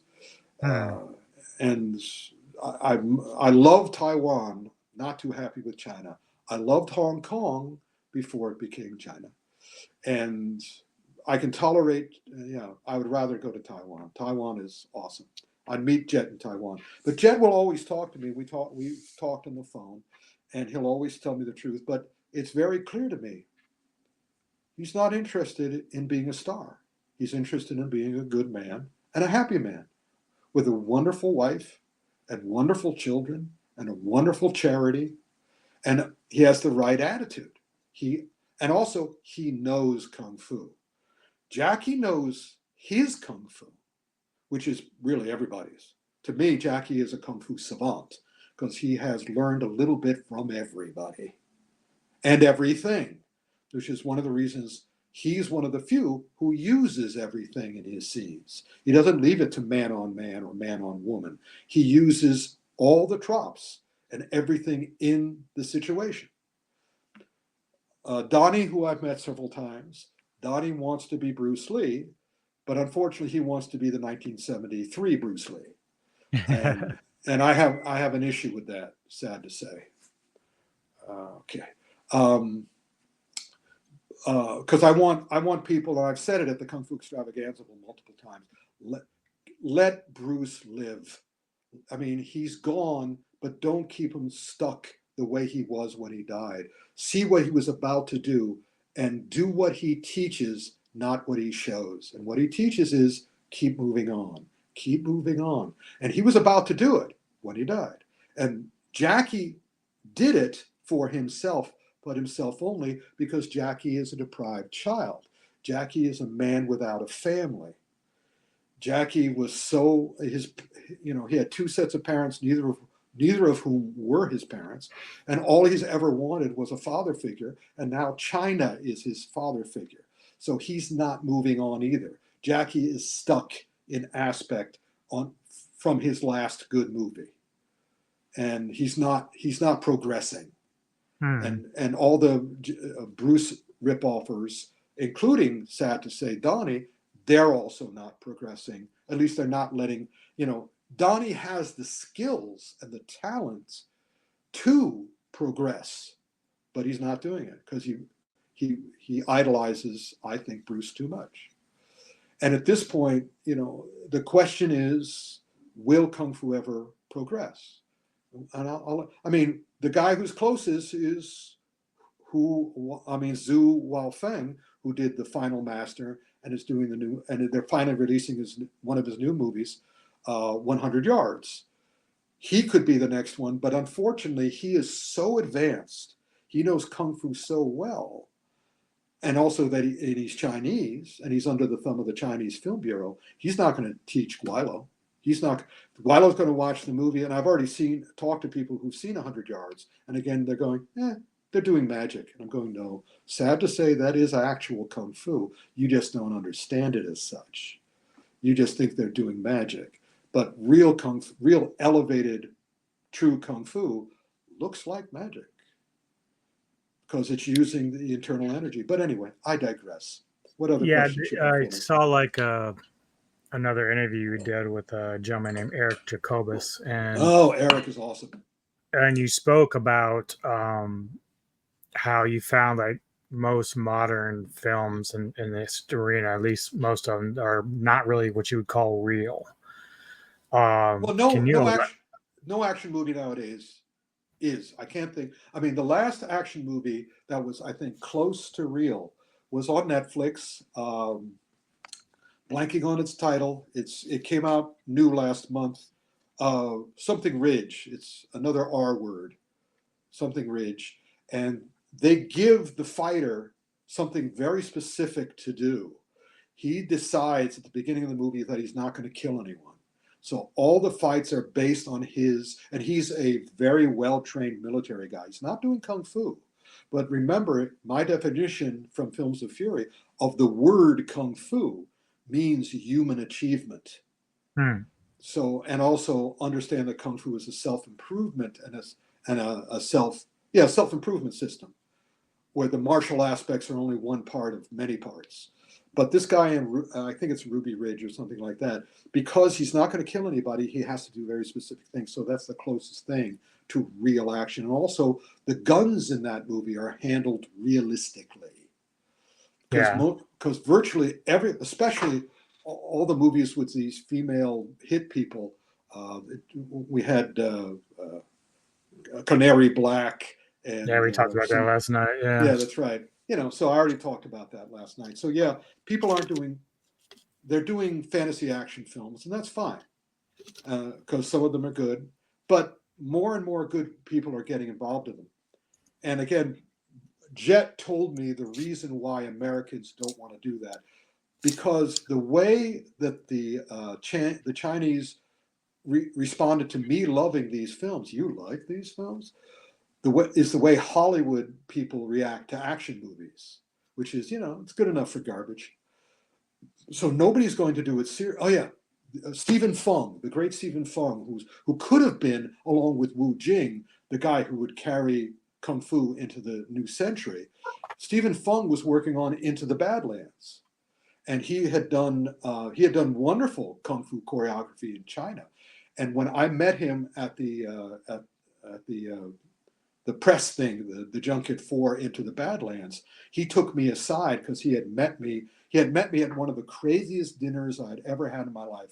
I was at Jackie Chan's restaurant, which was called Fisherman's Wharf, and Jackie's then manager, which was Willie Chan, was having a big dinner for everybody who was anybody in Hong Kong that night. So we were in the Dragon Room, which was Jackie's private room in his restaurant, and it was a big table, and people, all these stars and all these big famous people in the entertainment business would come in every couple of minutes because they were all there to kowtow to Willie and it was just, I lost count of the courses we've had. We had so many dishes.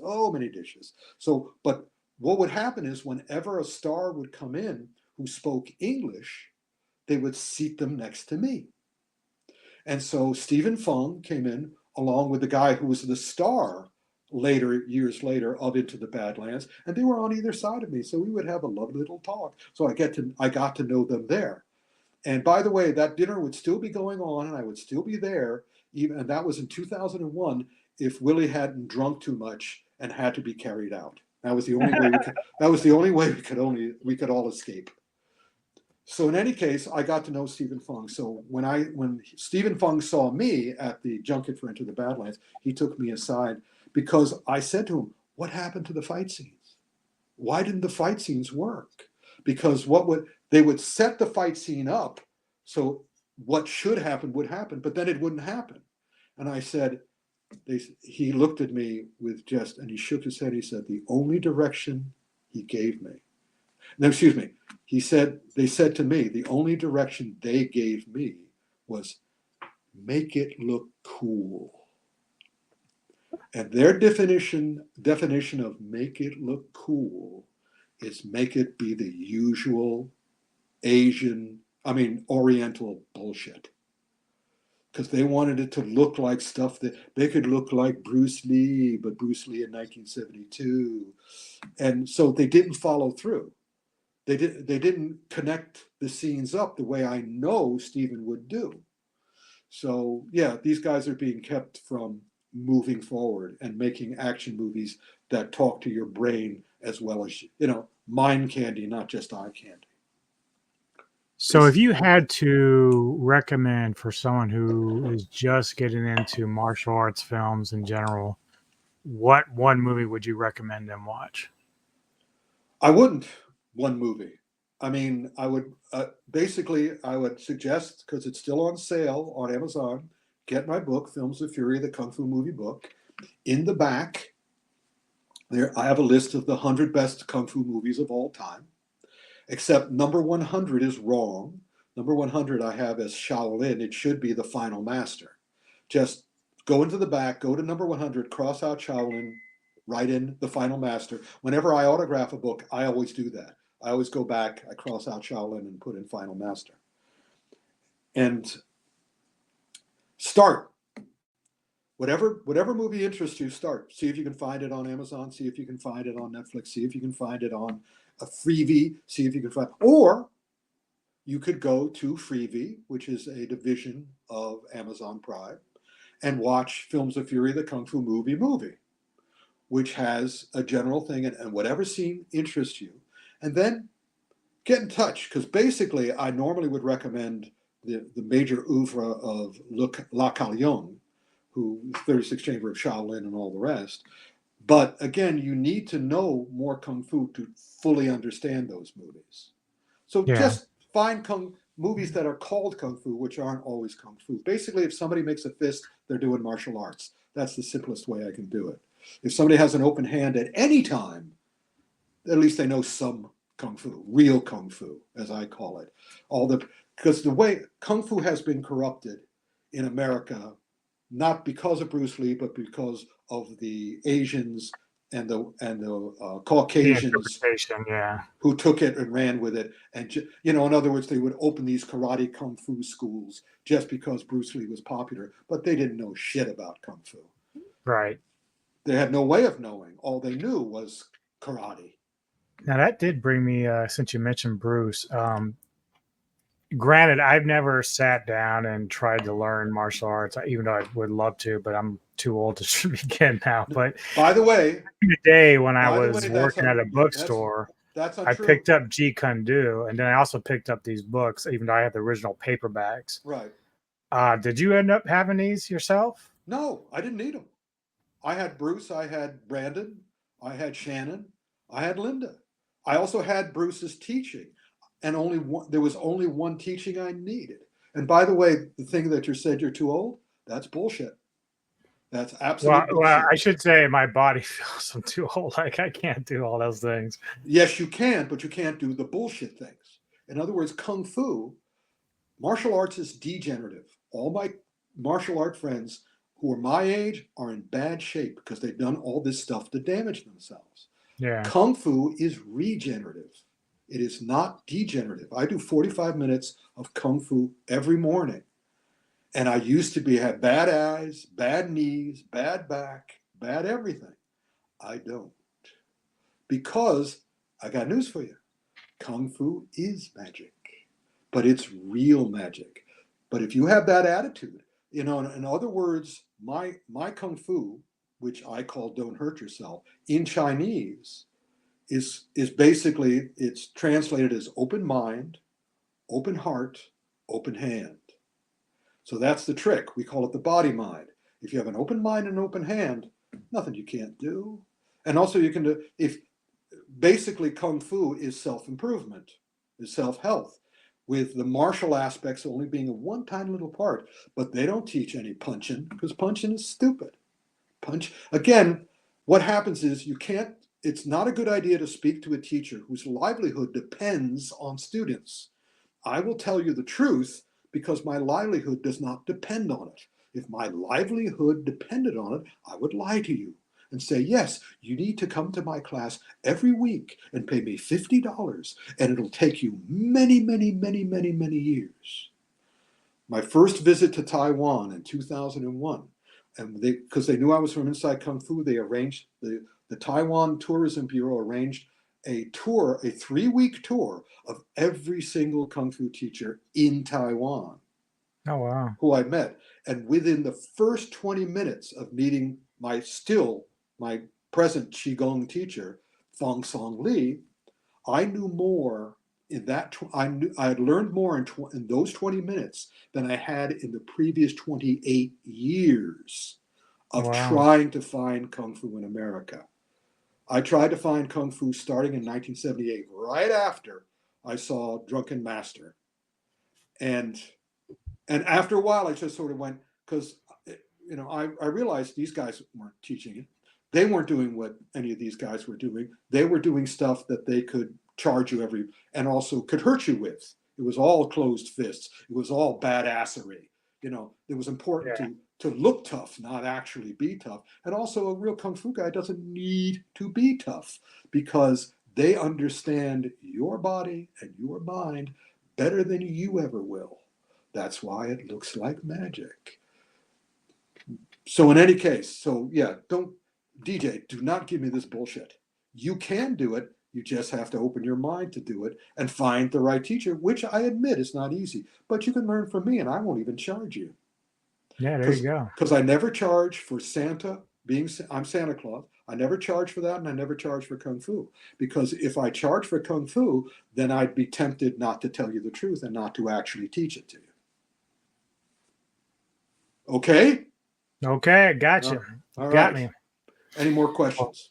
No, I am done. I appreciate the time, sir. It was a blast. I'm sure there's like a fountain of more stuff that you got in your head there, but Shitload of stories. I'm writing my bio. I'm writing my memoir, which is called Adventures of a Damaged Dilettante. And I'm going to have all these stories and more of my entire career. I'm going to have to edit it so it's not 3,000 pages. Because this is how long we've been going. Oh yeah, more than 2 2.5 hours. Not bad. Not too bad. I did 90 minutes last night, so that's fine. So again, thank you very much. And for people that are watching us, of course, make sure you do this. Please. You want a piece of me? You want a piece of me? You want a piece of me? Oh, you want a piece of me? You want a piece of me? You want a piece of me? You got it! Get a piece of Rick. See, gotta get a piece of Rick. I gotta get a piece of Rick myself. I got a few pieces, not all the pieces, but I got a few. Learn cat kung fu. That's what Jackie learned in one of his movies. Meow Fu. Meow Fu. Meow Fu. There we go. All right, that was a pleasure. I'm going to go. Yeah, thank you, sir. Again, if you watching this, please like and subscribe to the channel. Rick, I will definitely catch up with you later. But for the rest of you, have a good day. Enjoy the rest of your week and enjoy your Halloween. That's right. I'm sorry, everybody. I'm sorry. You see me